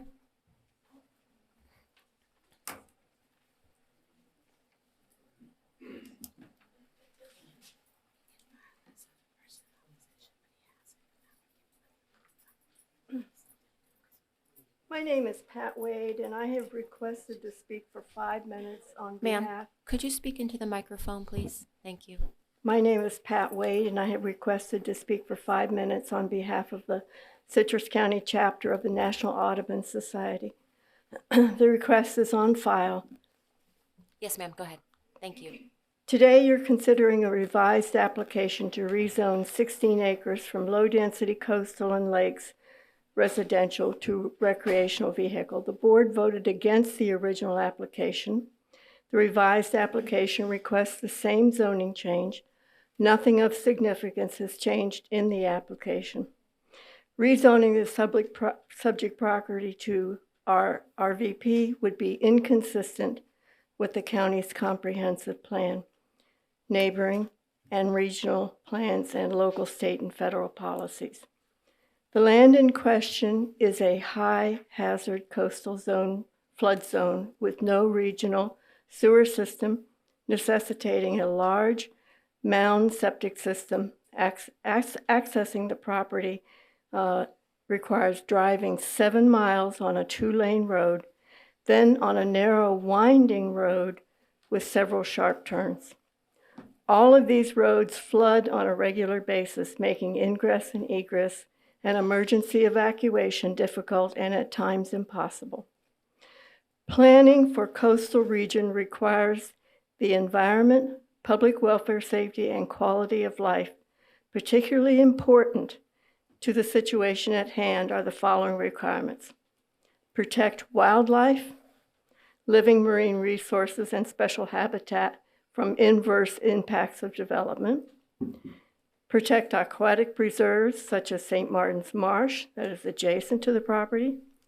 Protect a human life against the effects of natural disasters. Minimize vulnerability to coastal hazards, and eliminate incompatible land uses, hazards, and nuisances. The proposed zoning is inconsistent with all of the above priorities and goals. There is no regional sewer system within miles of the subject property. The proposed RV park would require a 10,000-gallon mound septic system to serve hundreds of people per day. Septic systems have a long history of leaking and causing damage to marine life and human health. The comp plan requires proposed development to hook up existing regional wastewater treatment facilities when available and to discourage construction of additional wastewater treatment facilities. To do so would fly in the face of current wisdom and the comp plan itself. Moreover, the comp plan requires the county to protect and maintain the manatee population. We are all aware of the horrific deaths of manatees when the Indian River Lagoon caused by leaking septic systems. The comp plan requires that development be guided to areas with minimal environmental limitations and the availability of necessary services. It specifically directs population concentrations away from the coastal high hazard area and limits new development in coastal areas to avoid increasing hurricane evacuation times. The plan also requires the county to minimize future losses to residents from disaster by reducing the risk to people and property. The proposed rezoning would be inconsistent with these requirements. It is in an area of major environmental limitations, flood zone adjacent to an aquatic preserve, and other conservation lands miles from sewer connections, and in an area that is very difficult to evacuate during a storm event due to narrow roads, frequent flooding on those roads. The situation will only get worse due to sea level rise. Finally, the comp plan provides that parcels adjacent to conservation areas not receive land use designations that are of higher intensity than the currently adopted designations unless adequate natural resource protection is ensured. Clearly, an RV park is higher intensity than residential. There is no way that natural resource protection can be ensured when a project requires a commercial septic system in a flood zone. Other speakers will address some of these issues in more detail. We urge you to do the right thing and vote no. And I want to leave you with one thought. Remember Hurricane Ian. Thank you. Next speaker. Madam Chair, before we do that, there is a handout from members of the public. I think multiple ones wanted to talk about it. Do you have that, Cheryl? Did they give that to you? So if you can go ahead and pass that out and we'll get one to the applicant. I told them they had to wait till open to the public to distribute it. Okay, thank you. But we can take the next speaker then? Is that fine, Joanna? Yes. Yes, okay. Sorry. Joanna, do you need one? I do need one for the applicant, please. Hello, I'm Linda Flory, 14290 West Sutton Court. I do live in Ozello, which makes me, I guess, Ozellian. But I did want to address some of the points that the attorney brought up. First of all, stormwater flooding. We don't have a problem with stormwater flooding as much as tidal flooding, and he did not address that. We have pictures here of recently we had about a 20-mile-per-hour west wind and a high tide. I could not get off my street. And if I had tried, had my vehicle stalled out, it would have been a compounding problem. This is down by the restaurant, by the, well, actually, this is by the Ozello Civic Center. And that was just unexpected. Nobody knew about it, and it just happened. And this happens often enough. It would be a problem. You could not get those people. This is past, they would have to drive through that to get off the island. And it is a problem. And we have a few more flooding problems. So that was not addressed. He considered it stormwater. It is not stormwater. That is tidal flooding. Hurricane evacuation. He used a regional report. They are adding 65 residences, basically temporary, that people will have to get off the island. He said there's 1% tourism. in the report that he quoted. However, that's almost like a 20% tourism on the island. They also pointed out about RVs that were already on the island. Those do not move. Most of those are owned by residents. They bring them down when they come in the winter, and they take them home when they go home in the summer. So those do not add to the traffic. He also quoted that 2 RVs per hour on the road, that's in a 24-hour period. That is, most of them are going to come in for the weekend, leave at the end of the weekend, when we already have a lot of traffic from people bringing their boats and their cars in. And these RVs, how many are going to have cars behind them they're towing, or boats? Or maybe they're followed with a truck in a boat. Then they have their friends come visit them. And those are all not accounted for. I don't believe this is protecting the environment. It's actually putting a lot more pressure on it. People can still enjoy our waterways without this campground. They can come out, they can bring their boats, they can go out on a fishing guided tour. The airboat tours are marvelous. They don't have to stay there and bring the RVs in. And also the size of the RVs, we couldn't really see the boat pass, and how wide was that RVs? I know last week I got stuck behind one going about 20 miles an hour down the whole trail. And it was not a fun drive. And everybody was backed up behind me too. So I think that's pretty much it. Thank you. Thank Next you. speaker.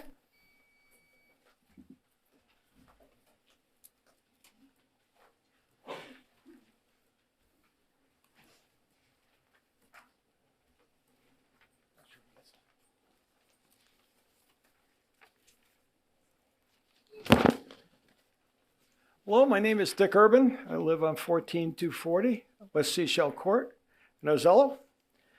On February 14th, this board heard many significant reasons why the request to rezone property in a residential area in Ozello to allow a commercial campground was a terrible idea. Reasons included concerns by the neighbors that the quality of life would be destroyed by heavy traffic from some extremely large vehicles on small residential roads, noise and smoke issues, septic contamination and debris when the campground gets flooded, and devaluation of their property. Regarding traffic, it was just stated that the increase is 1%. That's not on the residential streets. It's based on approximately 150 cars per hour on Ozello Trail, which to me seems like an awful high estimate. The increase on the residential streets would probably be more on the order of 200% plus, not 1%. Still other issues include the negative effect of added pressure on the ecosystem resulting from additional use, as well as significant damage to the ecosystem from the septic system when flooded. Regarding the septic system, we hear about the state requirements being met. I doubt if they anticipate multiple inlets from a large system, including the toilets, which will be open from the glamping sites, when they're several feet underwater when we get a storm. As we had the no-name storm, they would have been well under. I don't think that's been anticipated. Let's not find out after the marshland and St. Martin's River is polluted with septic outflow from a storm that the requirements just didn't anticipate that. Let's use some common sense here. Another issue is the narrow and curvy roads leading to the proposed sites that are unsuitable for recreational vehicle traffic. Regarding the video we just saw, we saw a pickup towing a mid-sized trailer about 8 feet wide, and it still couldn't navigate the corners without going onto the oncoming lanes, as you saw. That alone should show that the roads are inadequate. I'd like to see the same video with a 44-foot Class A motorhome with 3 times the wheelbase and a much bigger towing radius towing a second vehicle, which is common. Or how about a 14-foot RV, which are allowed on the roads? Those roads, some of them are under 17 feet wide. It's just impossible to get something like that in there without impacting oncoming traffic or staying on the road. And then, of course, the safety concerns for both the campers and the residents during an evacuation. One large camping rig incapacitated the road for any number of reasons during evacuation, and several hundred people would not be able to get off the islands, putting their lives at risk. And I'll tell you, when those roads are flooded, you don't know where the road is and where the ocean starts. It's just all water. and it's pretty easy to go off the road. Now, could that happen? As we've all learned by Murphy's Law, not only can it happen, but it will happen, and at the worst possible time. We are before the board today because of quote, unquote, significant changes to the proposal. What are these significant changes? Thank you, sir. If you could wrap up your comments. Reconfiguration of the mix of tent sites, RV sites, and canvas small cabins, and the additional 2 more sites. I don't recall anyone opposing the proposal at the last meeting. This significant change is nothing more than rearranging very the much, deck chairs on the Titanic.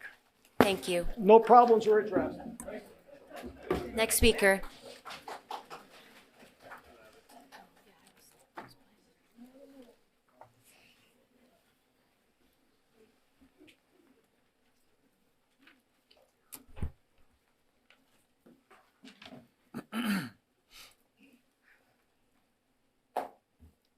Hello, my name is Carol Pringle, and I live on Fish Creek Point in Ozella. What is the purpose of planning and zoning? As you know, it has long been an accepted fact that different uses for property are not compatible. And as community grows, it's to everyone's benefit that they grow in an orderly manner with design areas of compatibility development. A decision was made a long time ago that all of the property in the area of the proposed campground would be residential and was so zoned. By this action, the local government made a commitment to anyone considered purchasing property in that area that it was and would remain a residential neighborhood.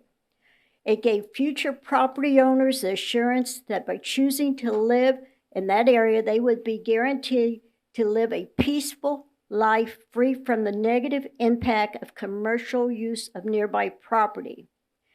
The government also made a commitment that assured future property owners that the investment in their homes would be protected from commercial development, from devaluation and financial loss, confirmed by real estate professionals due to commercial development of property near them. The owners of the proposed campground site knew the zoning classification of the property when they bought it. Now, after buying the property, the owners want the county to change the rules solely for their financial benefit, which will harm everyone else. They want the rules changed to approve what is not compatible land use in a residential neighborhood. People who purchase homes in our neighborhood have every reasonable right to expect that the zoning would protect them from heavy traffic, from large vehicles, some the size of tractor trailers, coming and going at all hours. They would expect to be protected from the noise, from loud music, partying, and other activities typical of campgrounds, and from the smell and health issues resulting from campfire smoke, which they would be exposed to. They would expect to be protected from failure of a huge septic system that would have to handle the waste equivalent of 68 households, as well as debris from a campground washing up and damaging their property during frequent flooding events. None of these problems are normal, and all are clearly not compatible in a residential neighborhood. Changing the rules now and introducing the residents to the long list of problems that would be created by allowing the zoning change is unfair and simply not right. Thank you very much. Please protect our nature coast. Thank you. Thank you. Next speaker.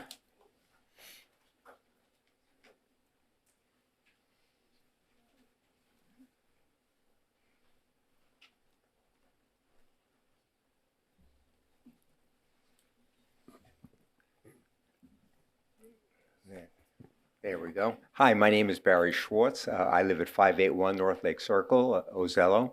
I've lived out there for about 20 years now. This is a question of balance. I think it is well accepted in our community that we were brought there by the natural beauty of the area. I also understand that the county must have an economic growth to survive. This project is out of scope for the area involved. There are legitimate environmental and infrastructure issues, as you've heard. The local community is also overwhelmingly not supporting the land use and rezoning changes. If you lived there, you would be concerned about the RV access on those side roads.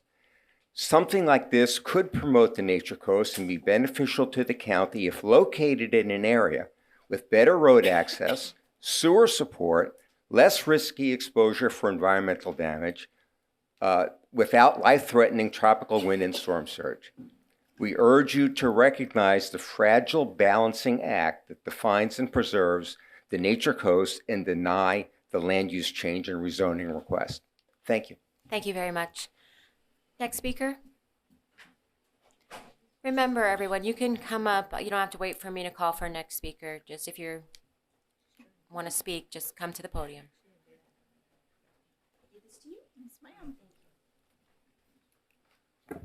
Hello, my name is Cindy Hosh. I'm an Ozello resident at 2181 South Seaport Point.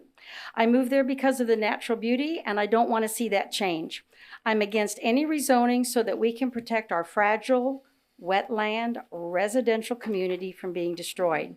There are many reasons why this rezoning request should not be approved. These are only a few. There is clear incompatibility with the traffic and noise that will be generated by a campground in a residential neighborhood. The reduction of property values to the homes in the area when a campground is built next door. The inadequate roads leading to the proposed site, and the future cost to the county from the accelerated deterioration of these roads that are already in poor condition. We are actually patching patches on this road. There's a cost to respond to the inevitable noise complaints, the safety issues, probably needing more policing, the environmental damages from guaranteed septic overflows from flooding in our wetlands. We had a major surge just a few weeks ago. I couldn't leave. Both of the roads leading to my house were underwater. The fact that there is no hardship to this property owner since the land can be used to build residences without any rezoning at all. So what is the reason to maybe rezone? Money. They implied that the rezoning would be good for business. This claim has long and short-term effects. The campground would generate additional airboat and fishing activity on an already fragile ecosystem that is under pressure due to significant increases recently of airboats and fishermen that now come out to Ozello because we have free boat ramps. Adding campers' boats would only accelerate the environmental decline, resulting in fewer folks wanting to come to the area. So in the long term, this will not help local businesses. The claim of the short-term benefit doesn't have merit either. There are thousands of camping sites and hotel rooms in Citrus County, not including the other types of lodging. A recent quote from John Pritchard, the director of the Citrus County Visitors Bureau, stated, "There's probably twice as many RV slots as there are hotel rooms in Citrus County." There's no shortage of lodging or RV sites in the area. The proposed 68 campsites would only represent an extremely small increase in the lodging availability. If the county is worried about future availability of campsites, a new solution has already happened. There is a new campground with 98 sites that was just approved. It's on Highway 19, just 2 miles from the Ozello Trail. It is off the main artery. It has infrastructure.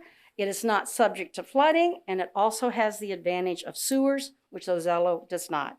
So what's left of the money argument? Is one person's profit better than a community that doesn't want this?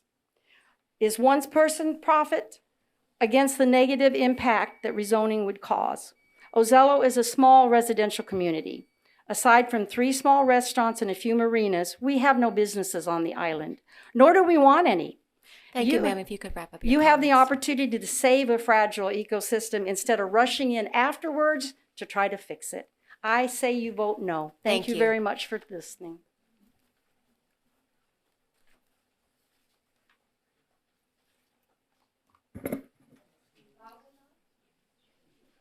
Good morning. My name is Gene Strickland. My home is located at 14156 West Seaside Court.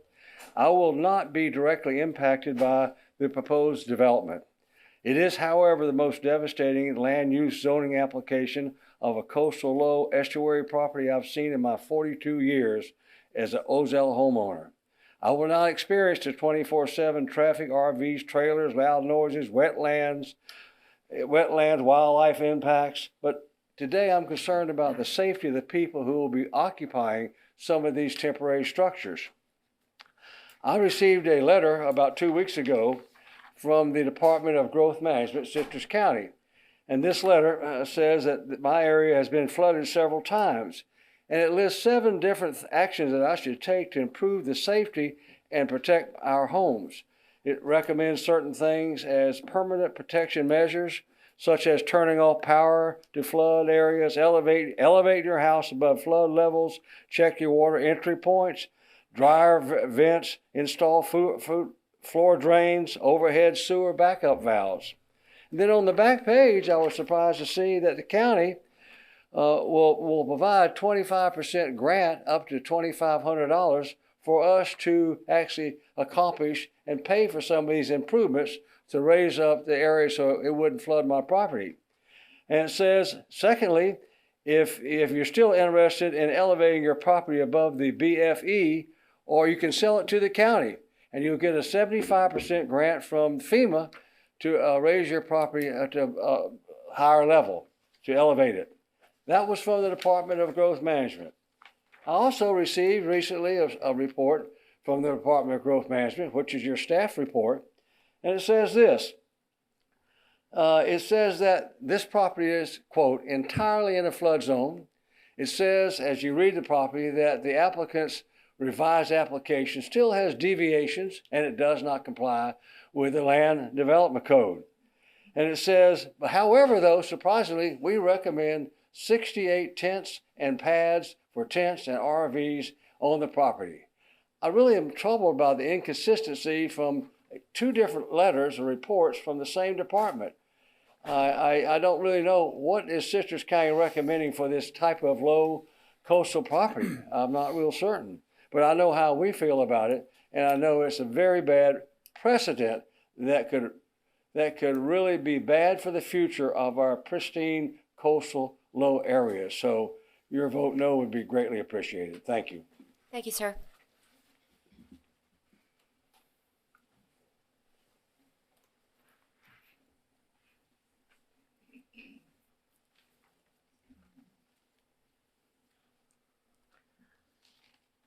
My name is Barbara Jean Wilson, a 39-year resident and property owner at 1032 South Ozello Trail.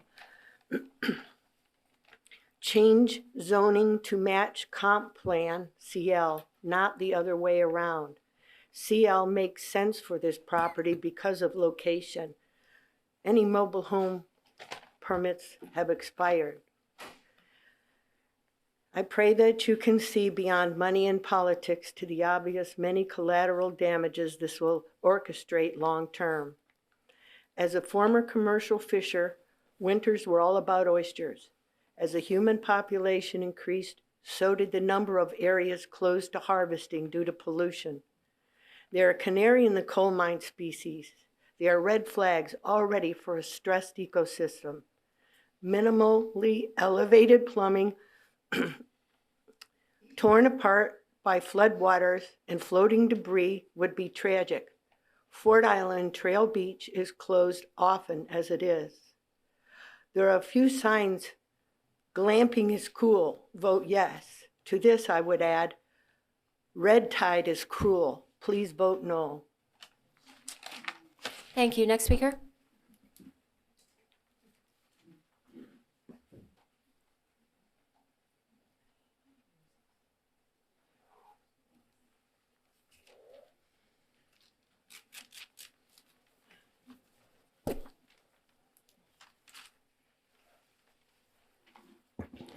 Nancy Cost, Homosassa.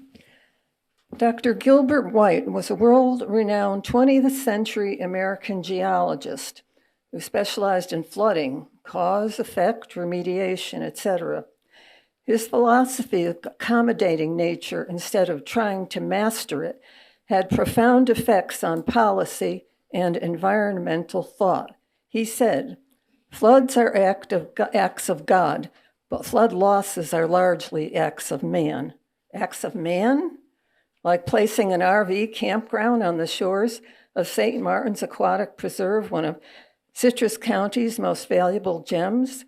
the preserve that thousands of residents and visitors depend on for their livelihoods and recreation, where countless local, state, and federal agencies and volunteers from organizations like Homosassa River Alliance, Save Crystal River, One Rake at a Time, have worked tirelessly to restore water quality and seagrasses in our spring-fed rivers, whose tributaries supply the estuary with fresh water. What could possibly go wrong? To start with, Ozello has FEMA's highest risk rating for flooding, and the water is rising. A big storm, remember Ian, will come, and it could easily wipe out the campground, hurling debris and pollutants into the marsh, including contents of the septic system. It could threaten lives.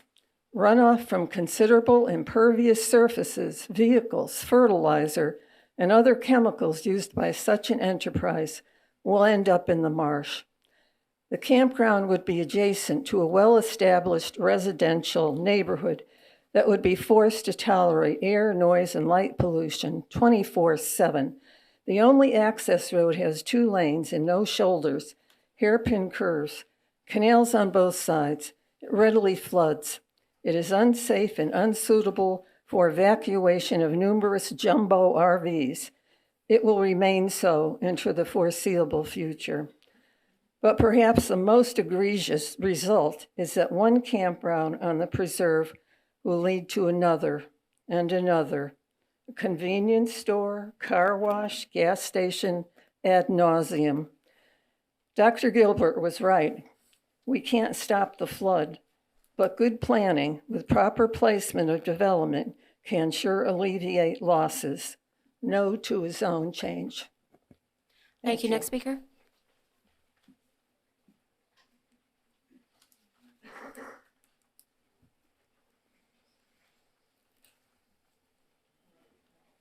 Hi, my name is Daniel DeVillies. I live at 2250 South Silver Sand Point. Of course, my address is Crystal River, but that's in Ozello. I want to keep this short, as I previously told you personal accounts of floods and high water events. Well, Mr. Stillwell and Mr. Wooten never mentioned high water events. High water events are becoming more common and severe. Less than 3 weeks ago, on 4/30/23, we had another one. We could have been even worse if it had coincided with a full or new moon. No, I'm not a scientist or have a degree in rising sea levels. I live in Ozello every day and know that moon phase and tides as it affects our daily lives. Just 6 miles up the road, they are no concern of tides or wind direction. They're building new homes right on the ground at the beginning of Ozello Trail. Anyone in that area of the proposed campground has to build their home to 14-foot finished floor. No exceptions. On 4/30, I watched the steady stream of cars and trucks, some with pulling boat trailers, driving through salt water up to 14 inches deep. Please don't think they can evacuate in an event. These people couldn't even leave the restaurant or the campground in time. 2 weeks ago, a large tree fell across the road in Ozello. No one moved in or out for nearly an hour till someone came from Ozello with a chainsaw, not the county. We don't call the county. We call a friend. Conclusion, deny this campground and let them come and ask you for a variance and build a dozen homes. We welcome new neighbors. Thank you very much. Thank you. Next speaker.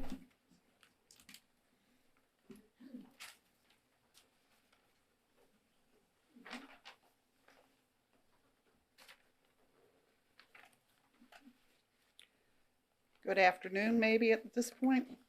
I am Nan Doyle. I live at 2000 West Learwood Place in Pine Ridge. So my comment is the times they are changing. Over 20 years ago, GPS was not available to the public.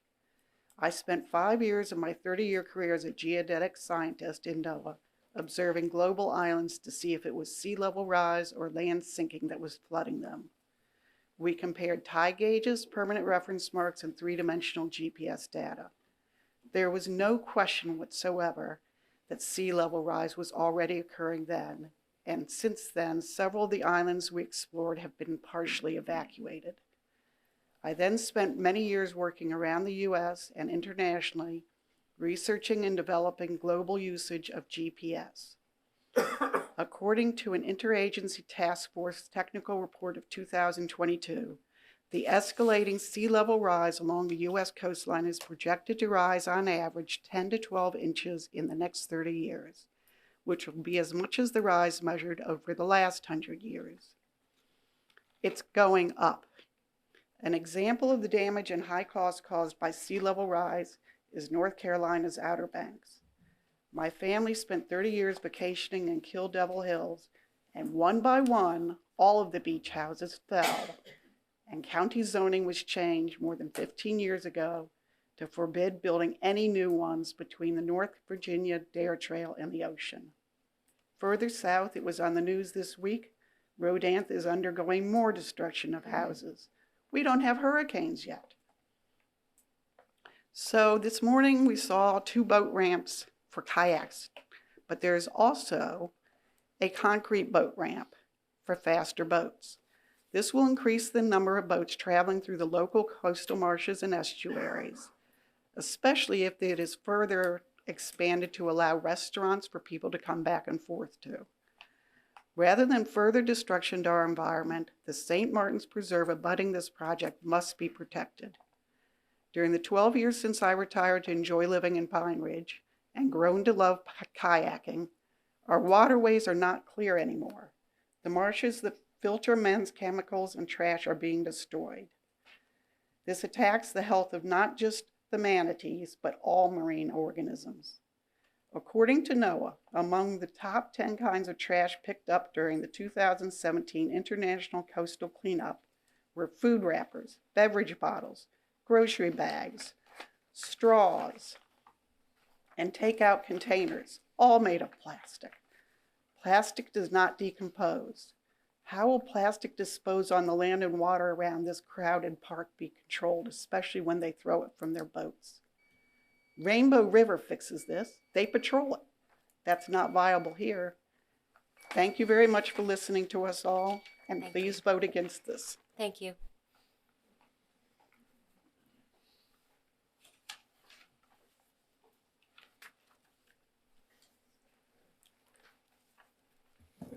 Good morning. My name's Robin Orlandi. I'm from Dunellen. I'm a Sierra Club member. I urge you to deny the zoning and land use changes requested in this Sunshine RV application because it's an incompatible and inappropriate use of property in a designated CL zone. The purchase of land does not imply a guarantee of rezoning to the buyers. This property borders St. Martin's Marsh Aquatic Preserve with 3 others adjacent, Nature Coast, Big Bend, and Pinellas. The state of Florida recognizes that these 4 preserves protect the largest spring-fed seagrass habitat in the world. These unique wetlands maintain vital habitat, breeding grounds, and water quality necessary to sustain Citrus County's primary fishing, scallop, and manatee-dependent tourism economy. They're foundational to the Nature Coast saltwater life identity, and they provide vital storm and flood risk mitigation that will protect not only the coast, but areas inland in years to come from the increased peril of climate change. As such, the value of the natural services these wetlands provide to Citrus County now and in the future, if they're conserved and not developed, can't be overstated as a long-term investment for the county. The property area already floods. Based on NOAA tidal data, risk models indicate that the Ozello zip code has already experienced 4 inches of sea level rise in the last 34 years. The ghost forest of dead trees visible along the trail are evidence of that change, as are increases in the frequency of unexpected tidal flooding, as you've heard the residents speak about. 4 inches now may seem trivial, but by 2040, that number translates into a 39 to 79% likelihood of 3 feet of flooding above mean high water annually, which includes this property, as well as $370 million in property value overall. By 2050, that likelihood is 100%. It makes no sense to develop this site. Recovery from repeated flood damage and its social impacts becomes more costly and unsustainable over time. The biggest mistake we can make is assuming that the past stable climate history remains a reliable measure by which to gauge future risk. In the last 6 years, more Category 4 and 5 hurricanes have hit the U.S. mainland than in the previous 5 decades. Had Ian made landfall as originally forecast, the Nature Coast would have experienced 9 or more feet of tidal surge reaching 6 miles inland. The Big Bend area has already had 17 major storms since 2002. Stable climate models have been upended by rapid intensification, torrential rain, and unprecedented storm surges, such as we witnessed in 2021 with Ian and 2018 with Michael. It simply injects too much risk for residents and our visitors alike to consider commercial siting in this high-risk area. Just say no to this application. Thank you. Thank you.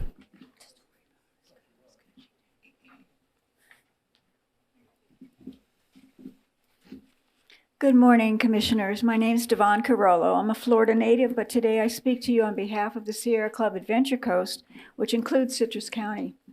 On behalf of our more than 2,000 members and supporters, I echo the comments of so many to ask you to deny this application on the grounds that it is environmentally indefensible and will be ecologically destructive to allow new impervious roads and parking areas, RV pads, buildings, campsites, and a septic tank in the coastal high hazard area for flooding that would drain contaminated stormwater runoff and possibly wastewater into Fish Creek and the St. Martin's Aquatic Preserve.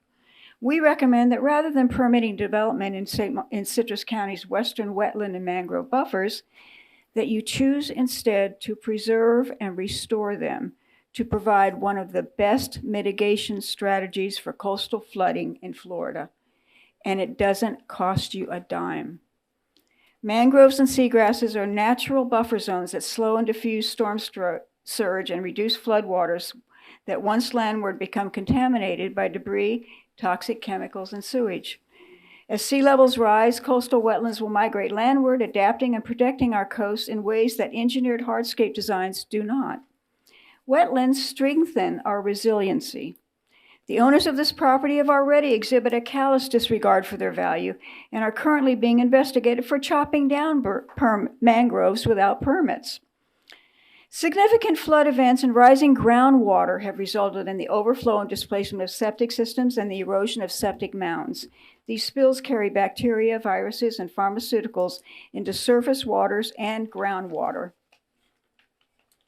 The result is public health problems, algal blooms, and other quality impacts that kill fish, contaminate shellfish, and smother seagrass beds, the primary food source of West Indian manatees that are currently experiencing famine due to loss of habitat. The installation of this waterfront large-capacity septic system is counterintuitive and increases the risk of such bacterial and fecal contamination being driven inland during predictable severe weather events that produce storm surge that will contaminate the freshwater table and existing marshes before draining seaward with outgoing tides. Sierra Club is further concerned that RV parks produce high-strength black water from 20 to 150 gallons per RV that are pumped from holding tanks into dump stations, such as the one proposed for this property. RV black water contains dramatically higher concentrations of nitrogen and phosphorus compared to residential wastewater, plus formaldehyde from deodorizers and other chemicals used in holding tanks. These nutrients trigger hazardous algal blooms and red tides, and the composition of this effluent creates additional risks for marine life. Allowing wetland development and the siting of a new large-capacity septic treatment facility in repeatedly flooded wetlands bordered by an aquatic preserve is counterproductive, considering the costly restoration and cleanup efforts taking place now along the Nature Coast. It undermines Florida resilience planning and the Citrus County local mitigation strategy developed in 2020 with the Tampa Bay Regional Planning Council. It ignores the Flood of Peril Flood Act for scenarios or opportunities where inappropriate or unsafe development can be eliminated. Thank you very much. If you could wrap up your comments, please. DEP has designated the Crystal River Basin Action Management Plan that includes this property as nutrient impaired in undertaking extensive efforts to rewrite this to help us. Thank you Please very deny much. this application Thank on you. the basis of these considerable concerns and accept the wise alternative offered to you to Thank you. preserve our area. Thank you. Thank you.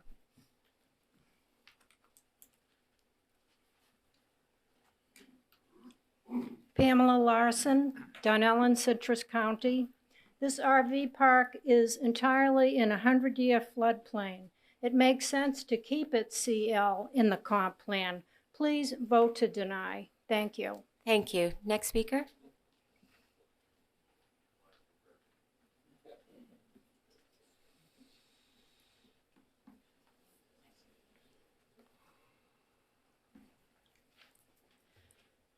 Good afternoon.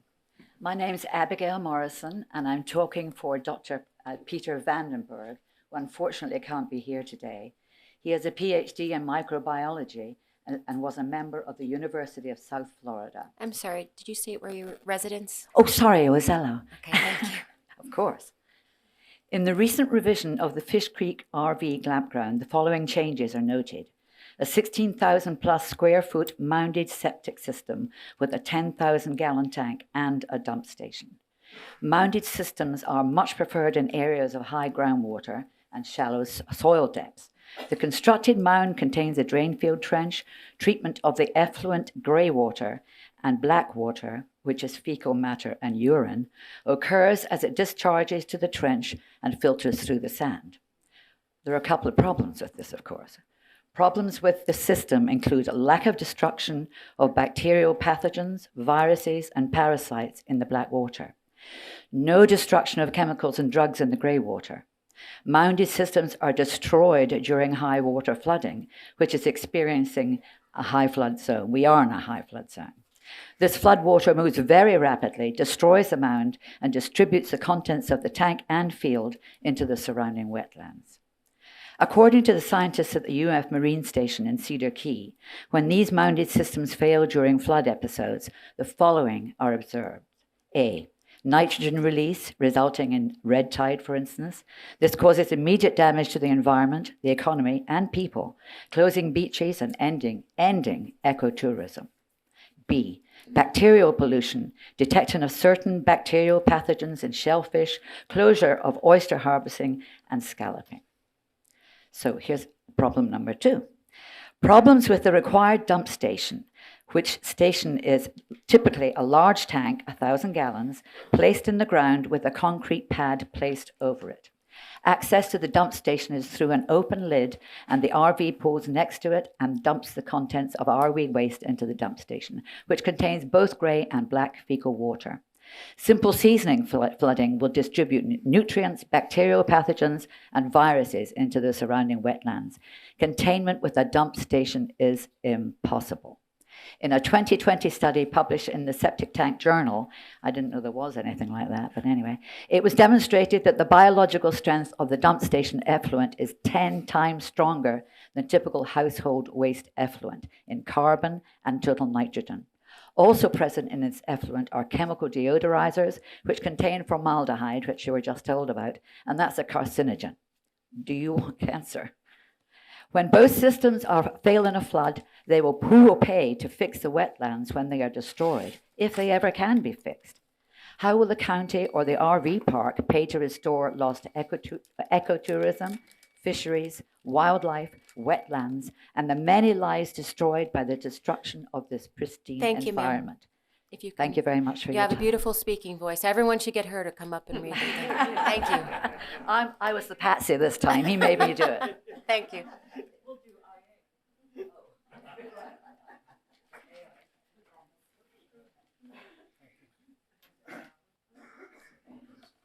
Good morning. My name is Jerry Rideout. I live at 1539 South Fish Creek Point, Ozello. I live 20 feet from this proposed site with a narrow road in between us. The rest of the site is bordered by the St. Martin's Preserve, again, 20 feet separate them. Ozello is at the heart of what's left of the Nature Coast. It owes its existence to the long-term zoning and land use plans. This RV development and the zoning changes they seek will destroy these protections. I would like to quote from a letter printed in the Chronicle, April 25th, 2023. Its author is Stacy Worthington, the chair of this committee. Quote, "Our leaders are developing a strategic plan, and it should focus on connectivity and quality of life.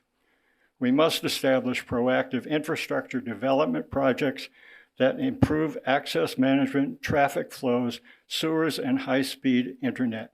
We can create economic overlay zones, which simply put are areas where the bulk of commerce and industry is encouraged because these places already have infrastructure, central sewer, and water to handle activity," unquote. Now, I'm not nervous, I just shake all the time.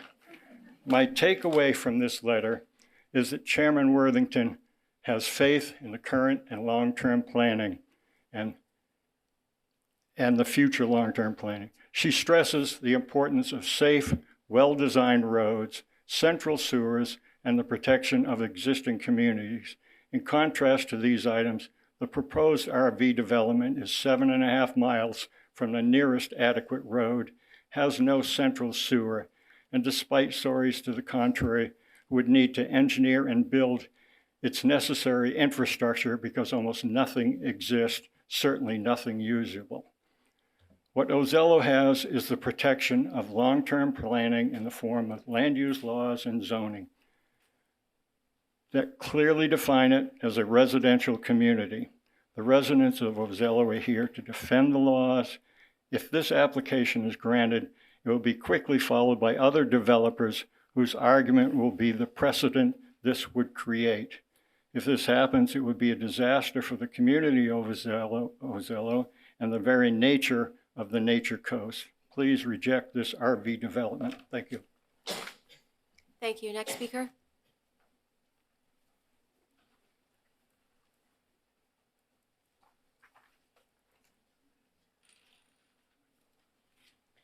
Board members, Karen Esty. I just want to touch on some of the things that have been said earlier. I got some information on the roads, and they were built in late 1960, the Ozello Trail, and they were built on lime rock. Now, I emailed the county maintenance division. That was 9 days ago, and I've not heard back with any answers of my questions. And I wanted to know, has the road had any maintenance done on it recently, or what type of maintenance have been done over the years? And secondly, I wanted to know regarding the how they were going to protect the wetlands on both sides. And that's only done after permitting everything. And my concern is about who's going to pay for those upgrades. I think it would fall back on us residents, the taxpayers. So that was kind of interesting to me. And then also, too, it was also brought up about the talking about the pack trailers where, once they come in, they can expand and everything. And those trailers are anywhere from 14 to 17 feet wide. And Ozello Trail is really not the best road in the world. And you've heard this all morning long, and you've been out there and you understand very well what the consequences would be if, you had two of these or a truck or something going by. It makes a very serious situation for people. And regarding the septic tanks, over the past several years, we've had our legislators go up and really pound out some millions of dollars. You've had Missoula, you've had Simpson. This year, we've had Governor DeSantis bring back millions of dollars to take people off of septic tanks in these areas. And here we are with this application. And please remember, this is you all know it's a very sensitive area. So why would we spend and have our legislators send us millions of dollars, and then we turn around and slap them in the face and say, it's okay to put all of this there and it's all going to go in this septic system? I think that's just wrong, and I think in the future they're going to turn around and snub their nose at us. So we need to be very careful how we make land use decisions. In addition, I think when you had your strategic planning back in January, I reviewed the tape, and Commissioner Kennard had said that it would take like $10 million just to do Ozilla Trail. But his figures were from 2 years prior, so up to that point, I'm sure it's going to cost more as time goes by. As far as evacuation, the information that was said earlier, I think is kind of totally wrong. Thank you. I'll just end it up real quick and say, I think everybody's made their statements here and appreciate your consideration in denying this application. Thank you, Ms. Esty. Next speaker.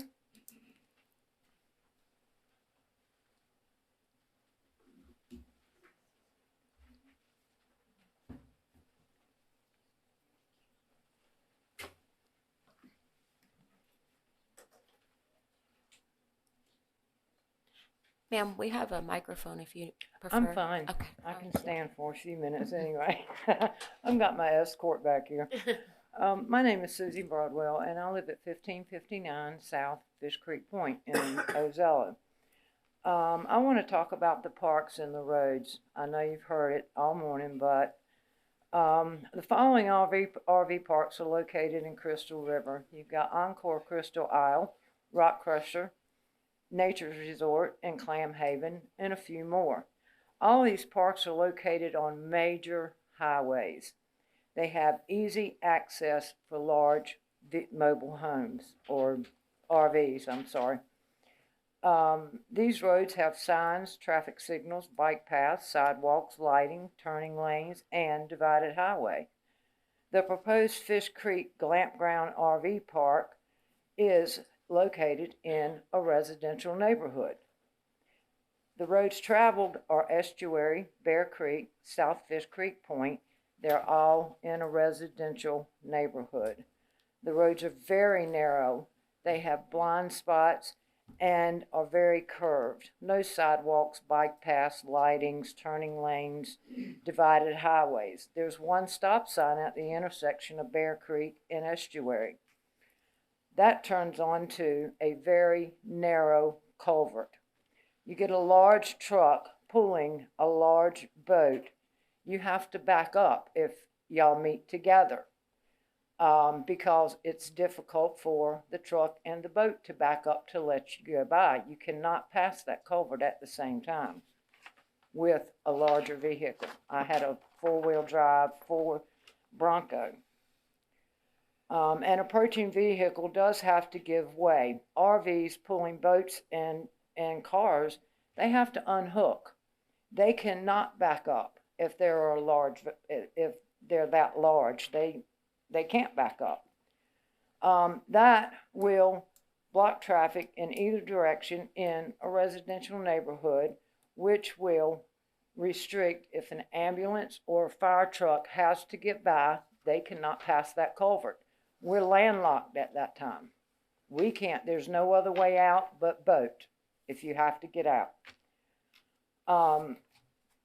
These roads now are used by people walking, jogging, driving golf carts, riding bikes, even mobile wheelchairs. I just have so much more to say about this, but I think that this RV park in a residential neighborhood is a recipe for disaster, and in my opinion, not safe. When they talk about the exit coming out, that's coming out right at my house. Most of them say, honey, did you lock the bikes down? Well, let's stop and look. So what are they doing? Stopping in front of my house, blocking traffic, blocking driveways. I just hope that you vote no on this. Thank you very much. Damn, I didn't think I was going to be that much. Good job.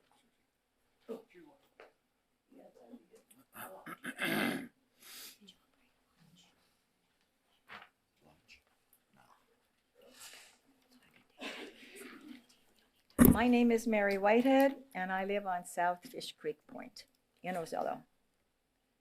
How much is a life worth? $1 million, $1.5 million, $2 million, $3, $5 million? What do you tell the parents of a 3-year-old looking for frogs who wanders a few feet away from the family's dry campsite and is brain dead after falling into a few inches of water? Receding has not yet receded after an average Ozello tide. There are no emergency services in Ozello. What would that parent do? What value do you place on the life of a frightened grandmother who is desperate to evacuate before a tropical storm and whose RAV4 is swept across Ozello Trail in 12 inches of rushing tide and she sinks in a roadside canal? She drowned because she was behind a long line of slow-moving vehicles, all trying to run from the water, which is exactly what our emergency management director now tells us to do. So how much is a life worth? I say a life is priceless. No amount of money can replace it. There are way too many unknowns to approve this development. Once done, it cannot be undone. You now have the opportunity to save a life. Maybe not today, maybe not tomorrow. Why would you take the chance? Why? For tourist dollars? To help the Chamber of Commerce? To help the TDC? I will ask you as valued commissioners to make the choice that in the future you will be proud to have made.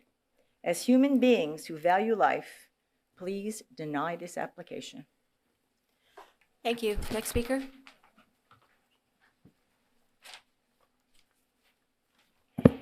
My name is Dave Fernanding. Thank you for the opportunity to speak today. Florida residents who own water property support 2 recreational toys in their backyard. One's a boat on a trailer, and the other is either a prop-up camper or a rated RV motor home. This is Florida living. It's an integral part of the meaning of Florida home life. With the aid of Google Maps, local Ozello residents went out and counted the actual RVs on the Ozello Trail. Most were not mobile at all. 54 could be counted as legal RVs. 15 had no license plates or to-date registration stickers. 12 had no tires or were in a condition that could not be moved. 11 were parked as residential homes and used for traveling in the summer months. 7 stored under roofs or garages made specifically for stationary RV storage. 9 were available for owner relatives or transit friends in the capacity for temporary visiting guests. Local RVs pose no abnormal impact or damage to the existing fragile island roads. More than half of the vehicles cited above are not moved or traveled anywhere for years. True statistics have been analyzed. Large RVs coupled with high volume traffic is logically unacceptable. There is no relationship between tax-paying property owners to a commercial venture who wishes to incorporate 32 proposed RV sites, at present 15 campsites. Then number 3, operational buildings and facilities, all dumping sewage into a singular facility that is subject to high tides. The average this year was 4 times this year of past high flood tides, plus Florida roulette wheel of seasonal hurricanes. High encroachment pressure from all ill-planned commercial ventures clearly indicate a multitude of tragic environmental impacts on a very fragile portion of one of our national treasures, Florida Nature Coast. In conclusion, thanks again for the opportunity to speak and for the right and safe functioning island community. Please vote no. Thank you. Thank you very much. At this time, I think we'll break again and allow everybody an opportunity to use the restroom. We're here for you to listen to all of you. I would say that when coming up and addressing the board, you may want to think about if you have something new or different to add to the conversation versus what we've been hearing all along, some of the same comments. So we'll take a 10-minute break and resume at 12:10. Thank you.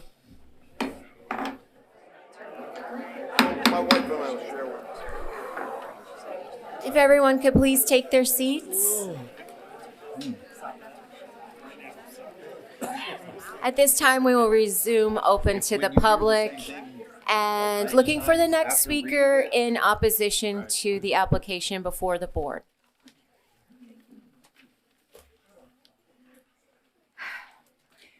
My name is Jane Urban. I live on 14240 West Seashell Court in Ozello.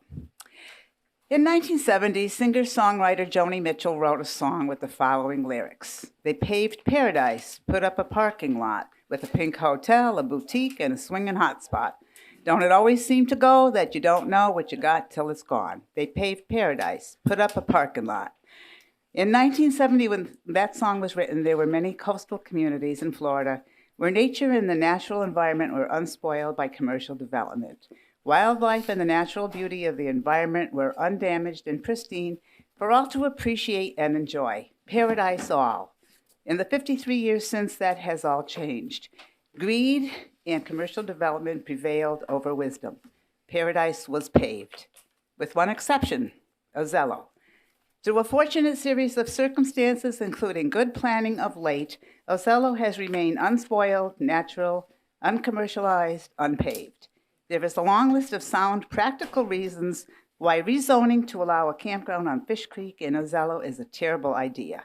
Totally inadequate roads, damage to the environment from septic overflow during flooding, the clear incompatibility of a noisy campground in the middle of a residential area, etc.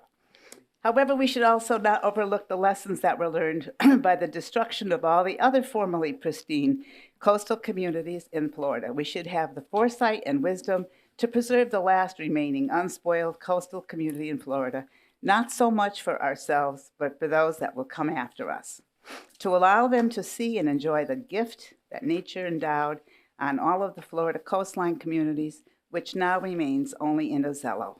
Let us not allow it to become another victim of greed and the commercialization.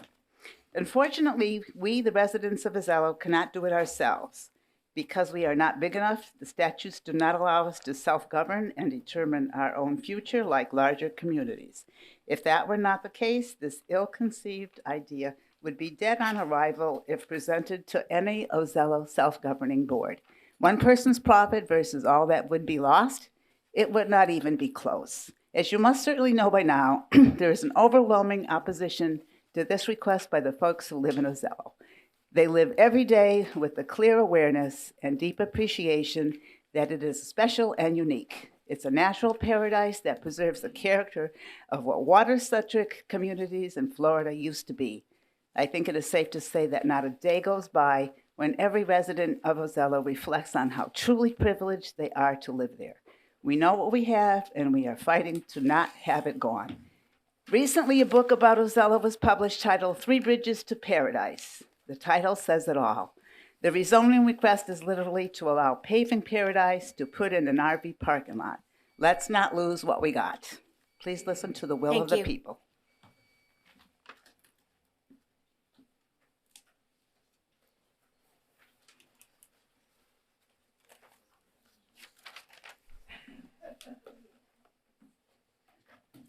My name is Sue Albertson. I live in Hernando.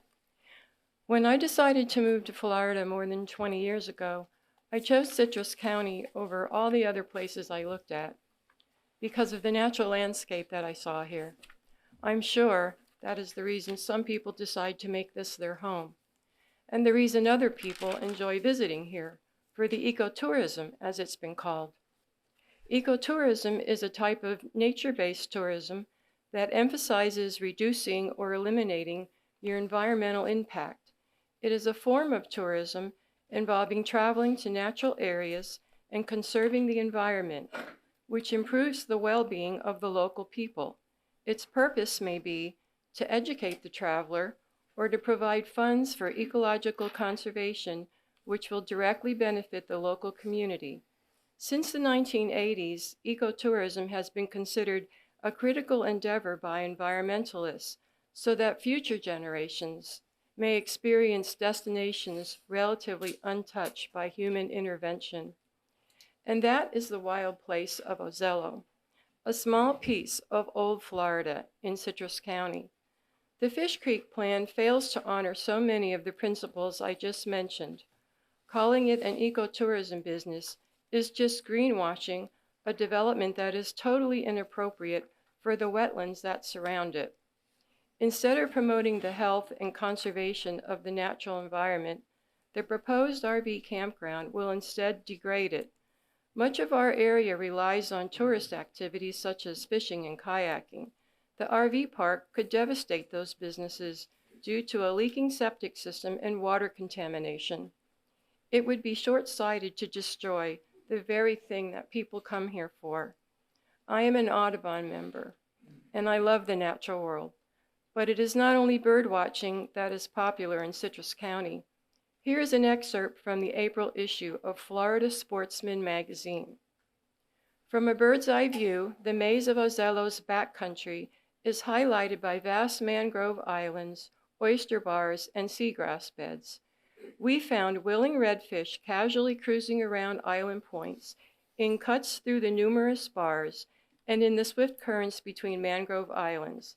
It was quickly apparent that amid Florida's population boom, there are still areas that, for now, remain virtually untouched.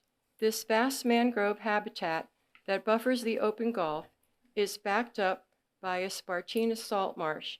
Together, it forms one of the Sunshine State's greatest treasures. I'm not a fisherman, but I agree. This place is special. Let's protect it.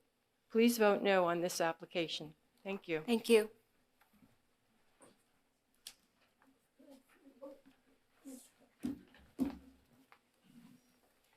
Here's my copy for the record. Thank you.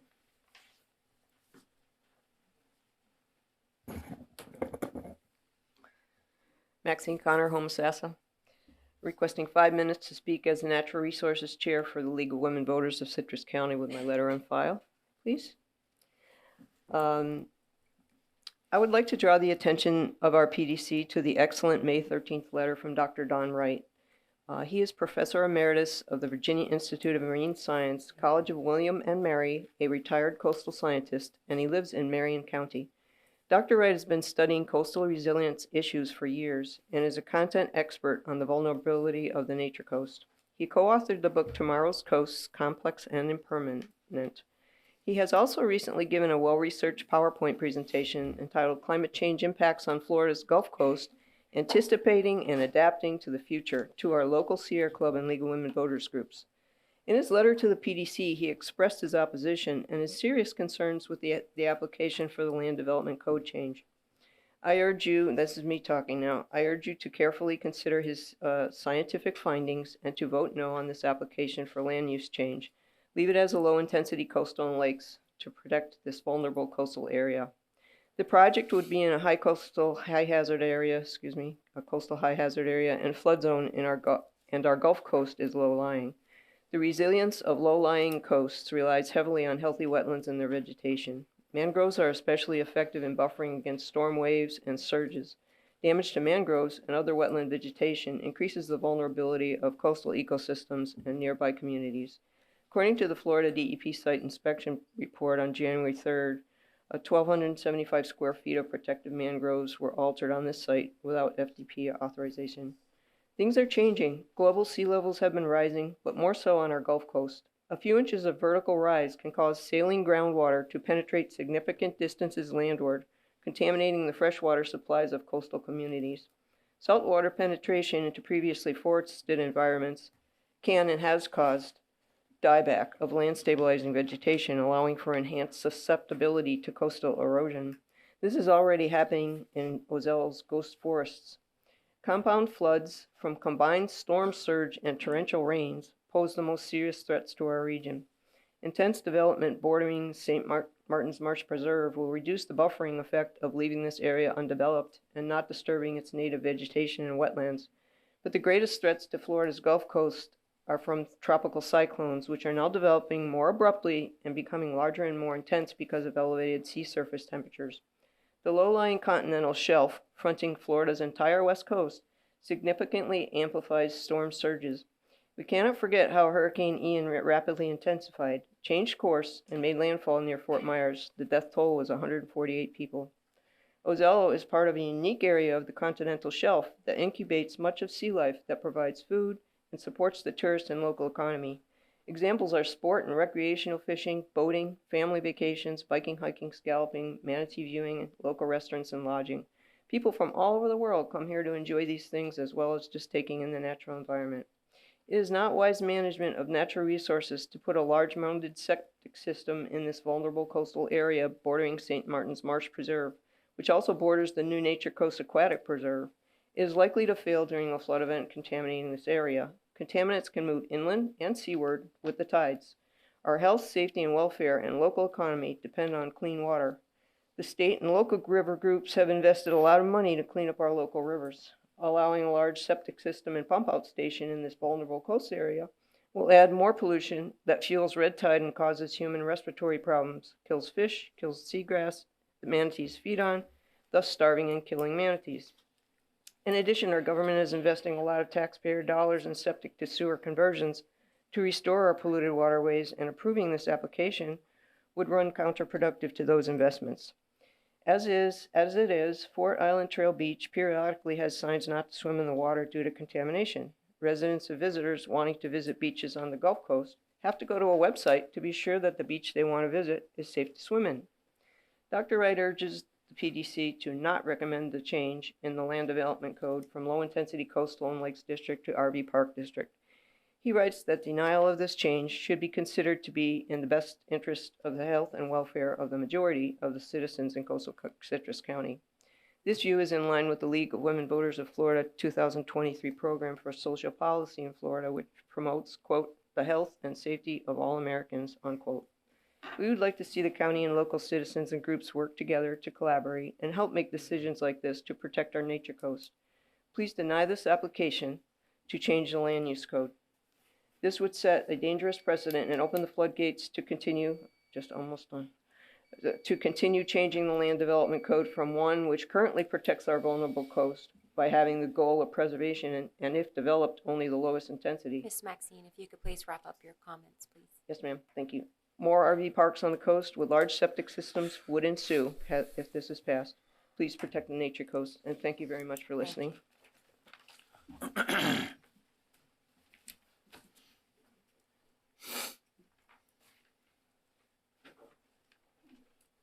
Good afternoon, Commissioners. My name is Michael Maiello. I live at 4939 Juanita Way South, and I own the property at 1725 South Waterbird Point, right next to the proposed RV park. In fact, we share approximately 700 feet of continuous property. Thank you for voting no on the previous application. This new proposal is no different than the previous proposal that you rejected, especially considering all of the main issues, such as the current zoning and the land use according to the comprehensive plan. The fact that the subject property is in the middle of a residential neighborhood, there is insufficient infrastructure to and from, there is no central sewer system, and that the subject property lies adjacent on two sides, the north side and the west side, to one of the most sensitive environmental wetlands on the nature coast, the St. Martin's Marsh Aquatic Preserve, which is nourished by two magnitude 1 springs, Crystal River Springs to the north and Homosassa Springs to the south. I searched for this property for years and finally found where I want to build my dream home. I purchased my property with the understanding of what was allowed by the existing zoning on my property and the subject property. My reasonable investment-backed expectations were that we both would abide by the existing zoning laws.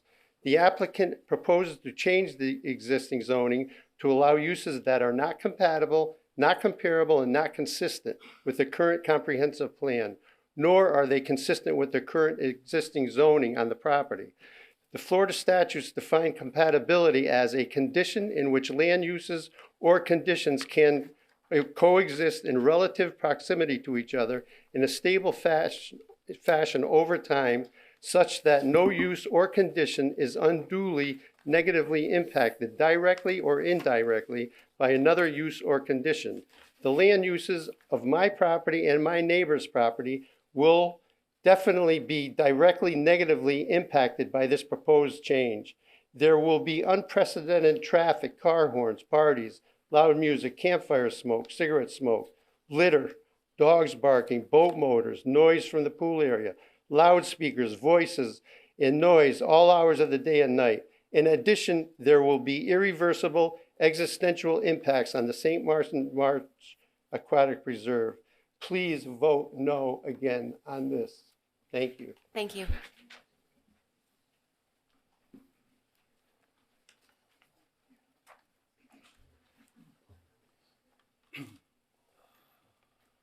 Hello again. I'm Gary Rankle. I live in Citrus Hills near where all the new development is going on. I get it, growth is coming. For everyone like me who wishes it wasn't, there's someone like my wife who can't wait for the next mall to go up. I've heard community leaders all over the country claim they couldn't manage growth and development. They could manage growth and development without impacting their natural resources. That hasn't happened elsewhere, and it hasn't happened here. We're lucky to see bottom in 3 or 4 feet of what used to be crystal clear water, high coliform counts, regularly closed beaches. Nutrient overloading has led to widespread invasive plant infestations. Our one rake at a timers have their hands full, scooping up muck, unplugging spring vents, and replanting seagrass. Let's not create more work for them on Fish Creek. Some of our county officials preach smart growth and low impact ecotourism while promoting high impact development in a pristine watershed.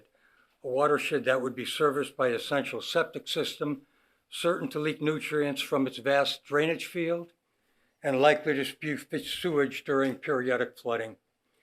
A few years ago, George Decker failed in his attempts to rezone a much less sensitive parcel at Pirates Cove to develop a similar resort complex. This PUD must suffer the same fate.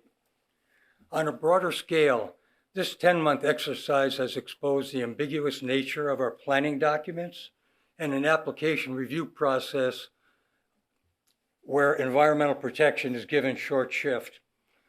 County personnel spent man-months of effort trying to make this PUD conform to those documents, concluding that its approval would be compatible with other properties in the district and wouldn't adversely affect the public interest.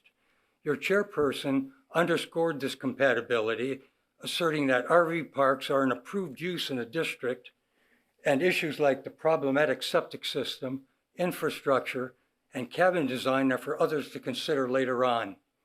5 other members relying on the same policy guidance concluded just the opposite.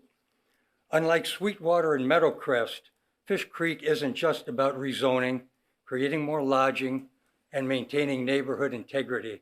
It's about preventing the further deterioration of our waterways and living natural shorelines, and retaining enough nature in the nature coast for residents to enjoy and tourists to be attracted to. Thank you. Thank you.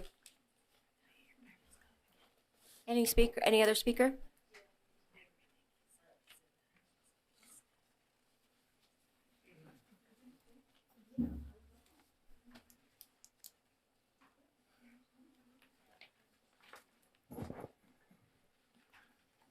Good afternoon. My name is John Wade. I live at 10857 South Running Deer Point, Inverness, Florida.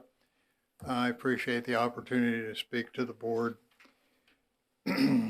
I wish to point out that my comments are a little bit on the delicate side, and I point that out at the beginning.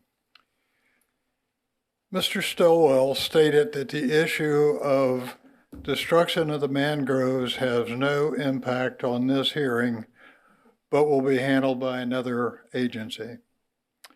I very much disagree with Mr. Stillwell. The destruction of mangroves speaks to the integrity of the owners.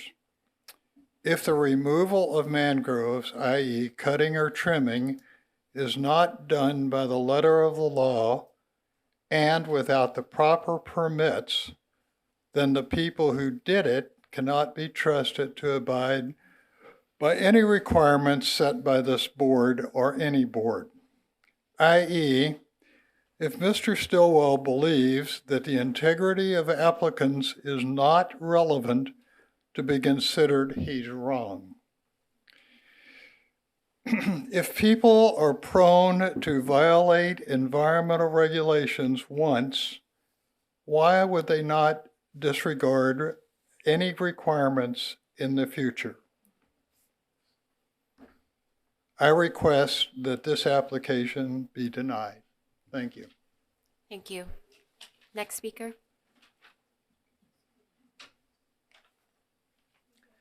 My name is Kenneth Spilius.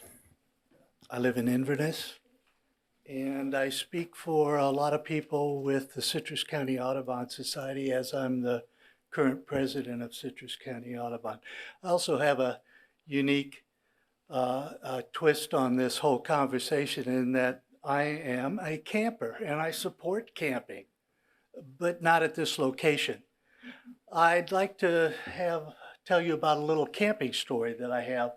I used to camp years ago on the banks of the Rainbow River where the campground stood in the past. Because of concerns for runoff and their septic system pollution potential, they moved this campground 500 yards away from the river in order to protect that pristine environment that they have there. And why did they do this? They did it because it was the right thing to do. They needed to protect this pristine river, just as we need to protect the environment that surrounds this community, the St. Martin's Marsh Aquatic Preserve. Today, we're going to talk about another campground, one that happens to be sitting right in the middle of a high hazard coastal flood zone. It has no current regional sewer system there. It's located in a rural community on a narrow winding road, as we've all heard, prone to flooding. And it's completely surrounded by this environmentally sensitive St. Martin's Aquatic Preserve. I don't need to go over all the things that have been listed today. You've heard them over and over. Most of the concerns that have been made will result in a negative impact on this nice environment that we call St. Martin's Aquatic Preserve. It's also inconsistent with the county's comprehensive plan should the rezoning be allowed. For that reason, I think that you need to do the right thing. Vote no for this location for the very reasons that's been stated over and over and over again. Do the right thing. I believe that all of these issues that have been brought to you will result in a negative impact on the environment out there. Do the right thing. Thank you. Thank you.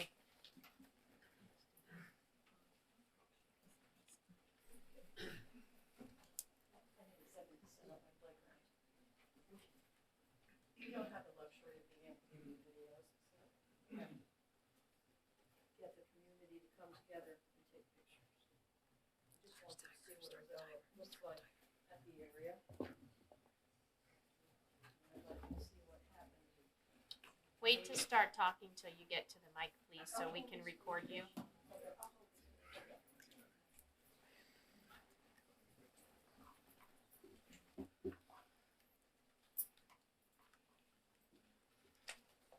PJ Offhammer, Citrus County. I'd like to address some issues that need further review. A number of them have not been addressed and should be if you are to be considering substantial and competent information in your deliberations. The comp plan is the law. The applicant is asking you to break that law by way of many changes and deviations. I'm asking you to keep the law. Yep. The resubmittal continues to not address the reasons why this plan is unsuited for this area. In fact, it merely adds potentially more people to the area by way of increasing primitive tent sites located on wetland boundaries. These sites have no on-site bathrooms and zero parking for vehicles.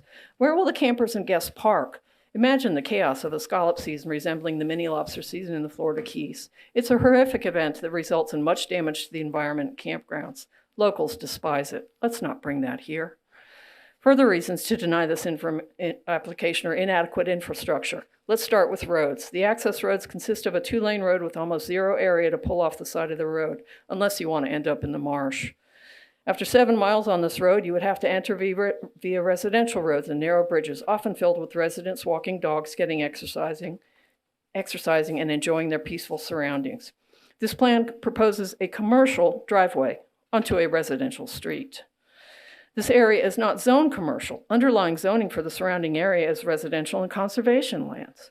Flooding. The county's own characteristics description of the property comments that limitations to building site development are moderate to severe due to wetness.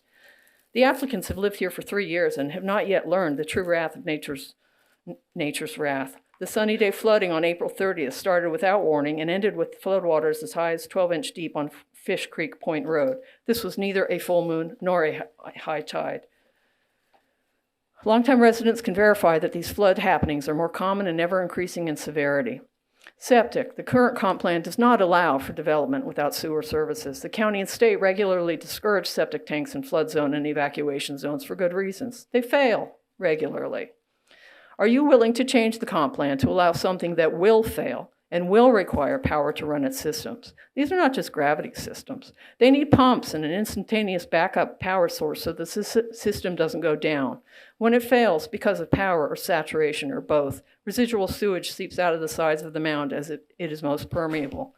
Once failure occurs, the system becomes unusable. How long will it take for the mound to become usable again? What happens to the areas where the discharge occurs? Is it dug out and replaced as it will have to be done with the septic season? I'm almost done. I've reached out to people's septic experience, shown them my calculations using EPA guidelines of potential system demand. All have agreed with me that the system is not adequate for the potential uses. Last question is, did Joanna suitably describe the existing conditions of this PUD application to Mr. Bryant, or did he just give her a blanket answer on how this system could possibly be used? Ms. Ackerman, could you? I'm done. Thank you. Teresa. Oh, You could leave us there. Don't get your phone.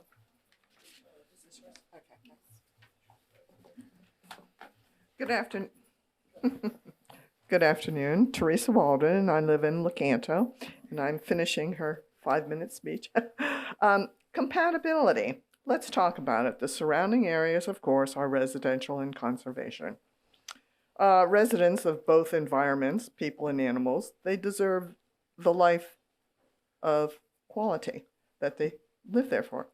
Mr. Stillwell's, I believe, his statements about the comp plan, I read, but he never mentioned it. It did state in print that you need environmentally conservative actions due to the classification. It was stated that the campground is not density, but it is certainly intensity. And intensive use lands leads to damaged environment. Loving a place to death by overuse is just not a good thing.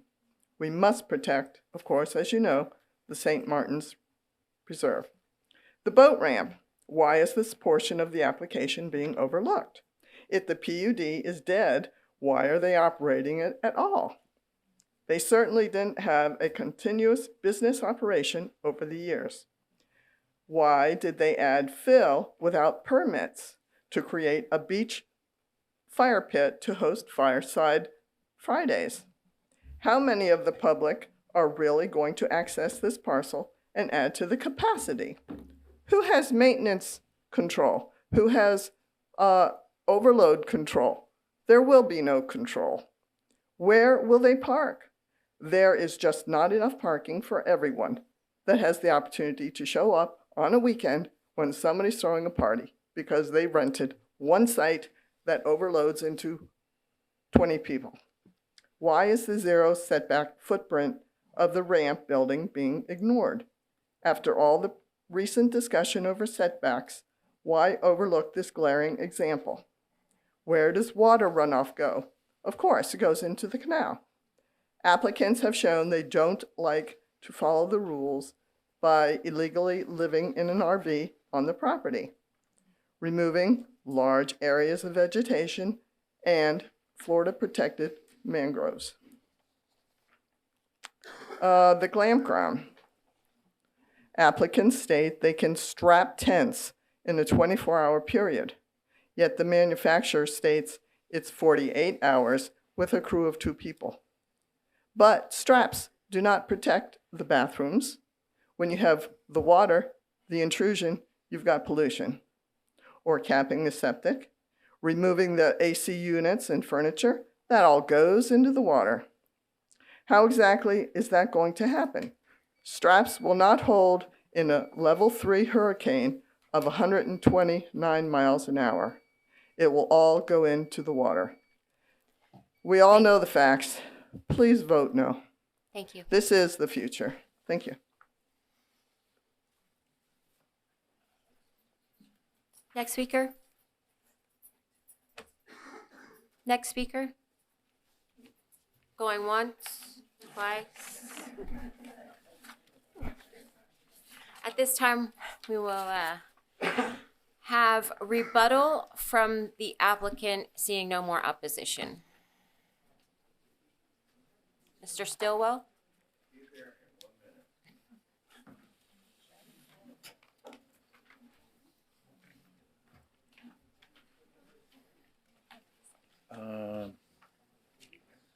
Miss Elizabeth, if you could pull up the PowerPoint for me. We're going to put up the site plan, is that okay? What? The site plan? No, I need the text part. It's his site plan. I'm going to be very, very brief, okay? There's been a lot of discussion about competent substantial evidence. Ralph spoke to that, Mr. Brooks, the lawyer, and what is or is not competent substantial evidence. And I just want to remind the members of the PDC and the public some basic facts here. It's not a popularity contest. It's not a referendum. It's not a question of everybody that's for or against the project show up here, stick your hands in the air. It's a question of consistency with a comprehensive land use plan, and has that been met? Now, a lot of people talked about there's no central sewer. Well, in fact, the plan defines what is central sewer, and there it is. And in fact, application will serve more than one parcel. Therefore, it meets the test of central sewer. Now, there's been comment, I know, from this board that they don't like that, and I can understand that. But the fact of the matter is that's the current state of the comp plan that controls. Mr. Stillwell, any way you could speak up a little bit? I'm getting Sure. notices in the back. That's the current state of the contract on this one point, and it's binding and controls, and there's no doubt that we meet that provision. Next slide, please, Ms. Elizabeth. All right, keep going. One more, please. Back. Going to the fact that we talked about, it's not a popularity contest, it's not a referendum, it's not for a show of hands, and this plays right into the quote from the First District Court of Appeals that in the Catherine's Bay case, which the Catherine's Bay case was an RV on environmentally sensitive lands in Citrus County under the same comprehensive land use plan we're discussing today. And it says, quote, however, this preference, where it talks about the HO found that the RV park was incompatible with surrounding residential areas. BCC had approved it. HO turned it down. Went to the governor and cabinet. They affirmed the HO's hearing officer's findings, and then we went to the First District Court of Appeals in Tallahassee, and the First District said, the AG gives undue evidence to the appellee's preference not to have an RV park as a neighbor. This preference, in and of itself, doesn't override the desire to build an RV park on their property, and cites Kaneka versus City of Sarasota, which says basically you cannot deny something primarily on the sentiments of residents. Conclusions, okay, you've had 100 of them today, unsupported by actual facts. You've had speculation. You've had collateral issues. All of this doesn't control you. Let's go to the next slide, please. So I heard it once, if I heard it 20 times, the applicant should live with the current comprehensive land use plan. It's coastal and lakes. That happened in 1990. They shouldn't be allowed to change it. This is your current comprehensive land use plan. This board, the Board of County Commissioners, at the mandate of the legislature, changed it and said recreational, that is RV parks, which are water dependent and water related, which this is, are entitled to a priority. Now I'm sorry, ma'am, please. I didn't hear them yell out one single time when any of you on that side Commissioner. were talking. No, that's wrong. In a room full of adults, we have people that want to talk. Everybody got their opportunity. Nobody talked over anybody. that policy used to apply strictly to waterfront, working waterfronts. And why did they change it? Because people wanted to have recreational opportunities in coastal areas, and they were running into the situation that the existing residences would not and did not, and were protesting against those recreational uses to the detriment of the public, whether it be private or otherwise. And again, recreation is both private and public. So that's your current code, and that's why it's consistent in putting this on. Remember, we're talking about 17 some acres. You have a large setback all around this project, and it's internalized. So forget the speculation, forget the conclusions, and deal with what's identified, in particular by your staff report. I have to run. I'm not hanging around for your vote.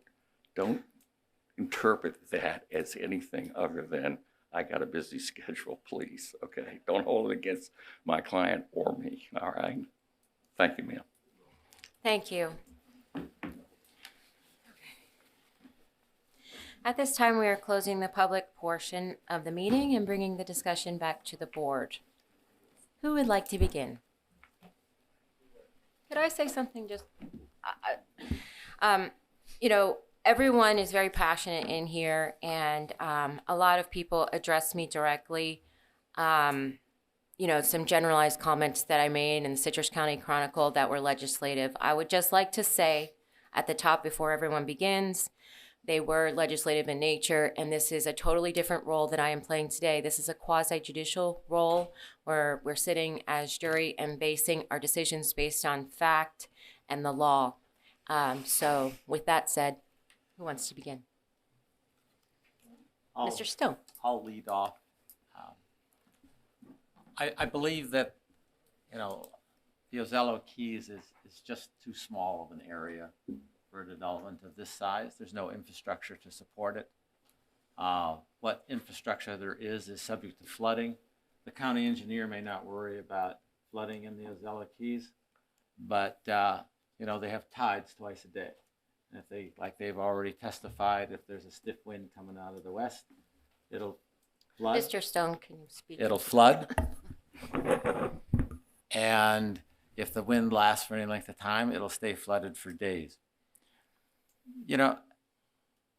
This development, whether it be recreational or otherwise, I don't believe is compatible with this site. You can't say that more intensity of development close to a St. Martin's marsh and the surrounding environment is beneficial.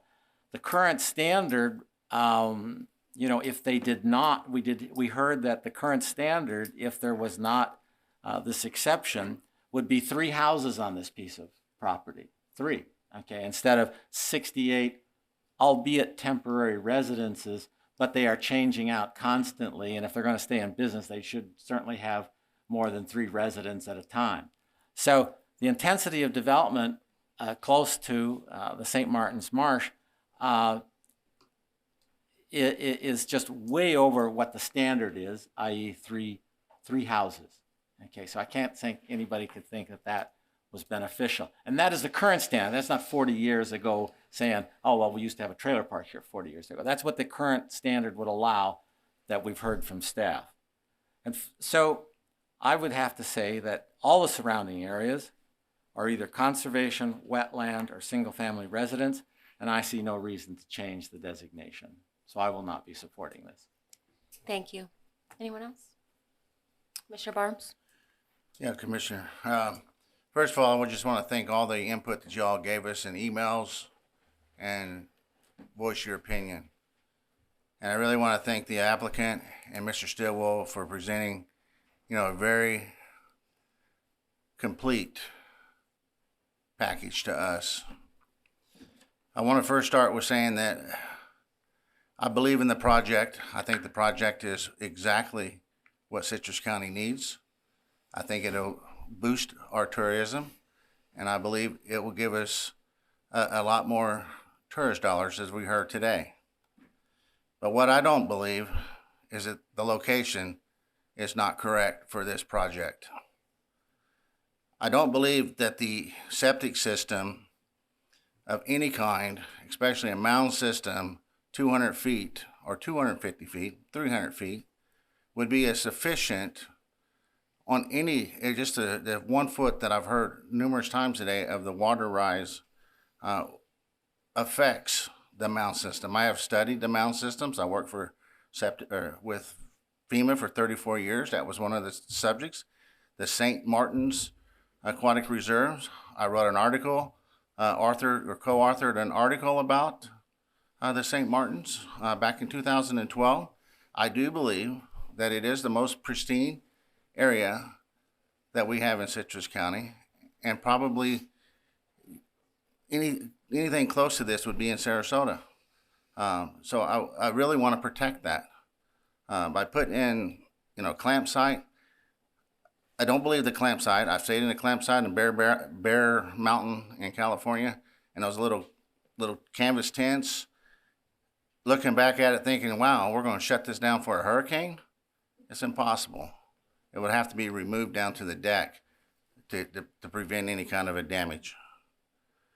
I just believe that this project needs to be, taken away from the shorelines, away from St. Martin's. I'm for camping. I camp. I have an RV, so I'm not against any of that. I'm just against the location. I will not be supporting the application at all. Thank you. Commissioner Royce? I agree with everything that Mr. Barnes just said. I think this is a great project. I think it's probably just the wrong place. Citrus County right now, when I moved here 20 years ago, and Citrus County has changed a lot in 20 years. It's going to change a lot in the next 20. I'm reminded of the quote, "Nobody goes there anymore, it's too crowded." I see Citrus County as having a growth problem, and it's I don't know where it's going to stop. 86 and 491 there, 486 and 491 are going to be a problem. It's going to be forever traffic, but it's going to happen. Like I said, I like this project. I think we need more things like this. I think it was well thought out. It's just that I think that it's the wrong place. I can't imagine a fire truck trying to get down Fort Island Trail with a tractor, what do you call it, a RV on the side of the road. And also just the whole thing of being too crowded down there. That's it. Thank you. Commissioner Gilbert, sorry. That's all right. Coming into this new, because I wasn't here for the first vote, the biggest things I was really looking for is the change, right? Because I do know that this board shot it down last time for certain reasons.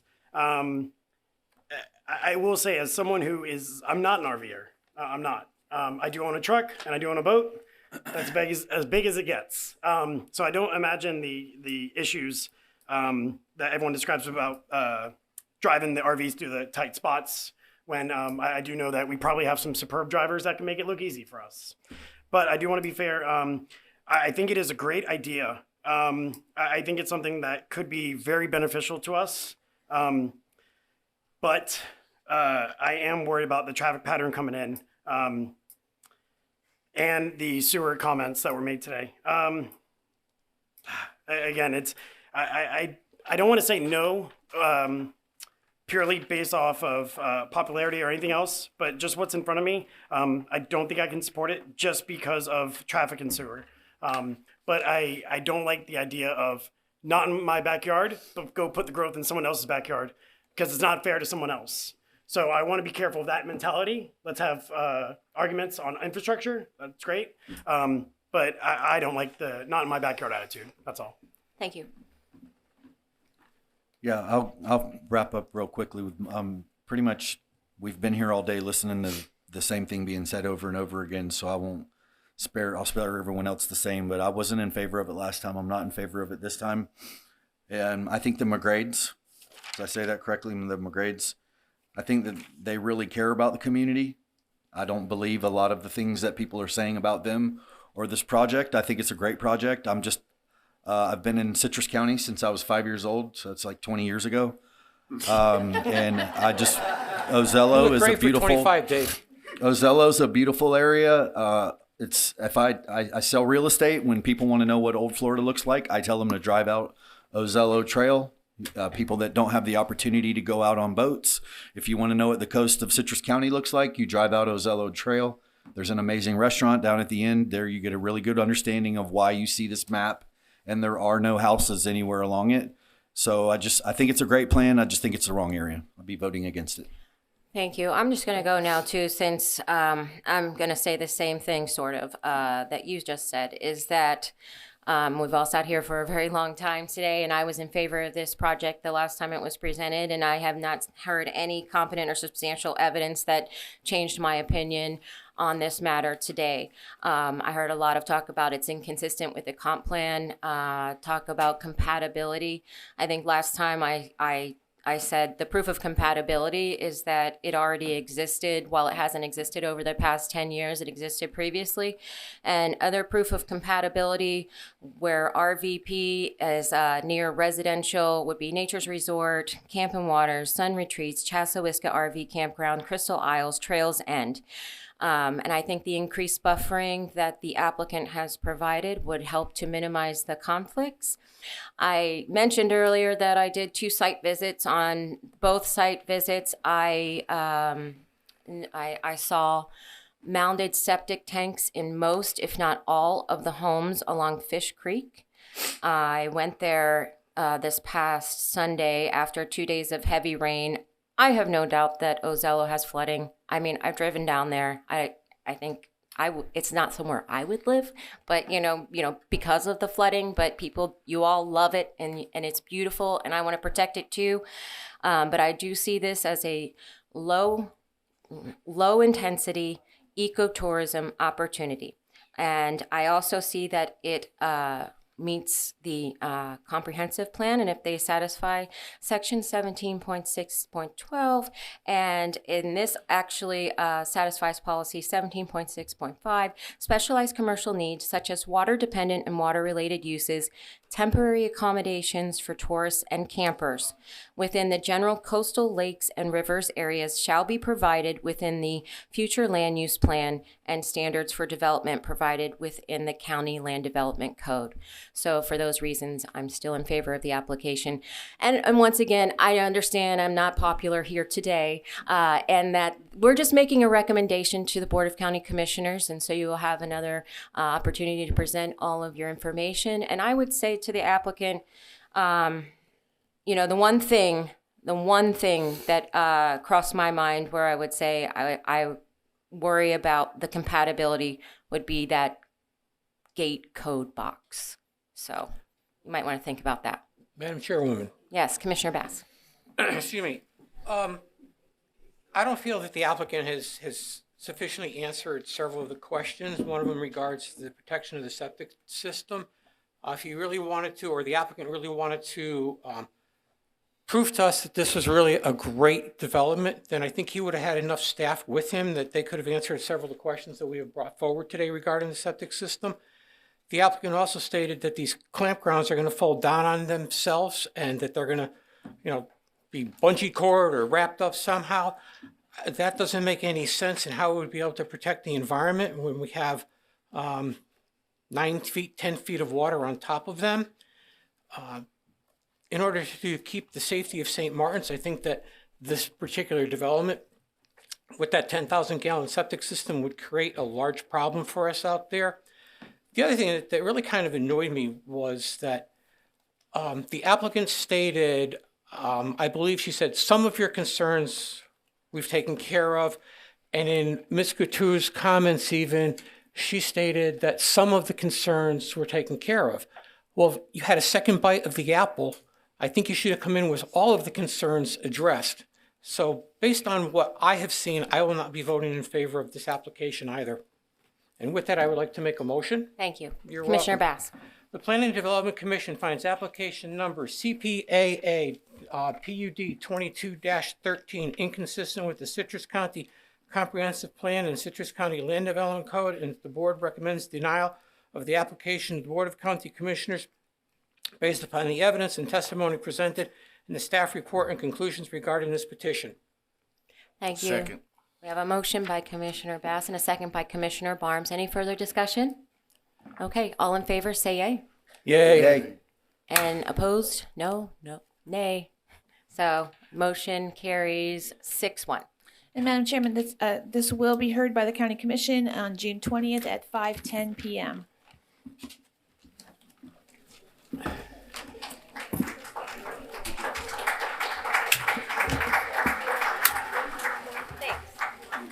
Just a reminder to all of you, we do not have a June 1st meeting, so we'll see you on June 15th. Thank you. Is there any other business? Or we all want to go have lunch? Hey, we all want to have lunch. All right, we're adjourned.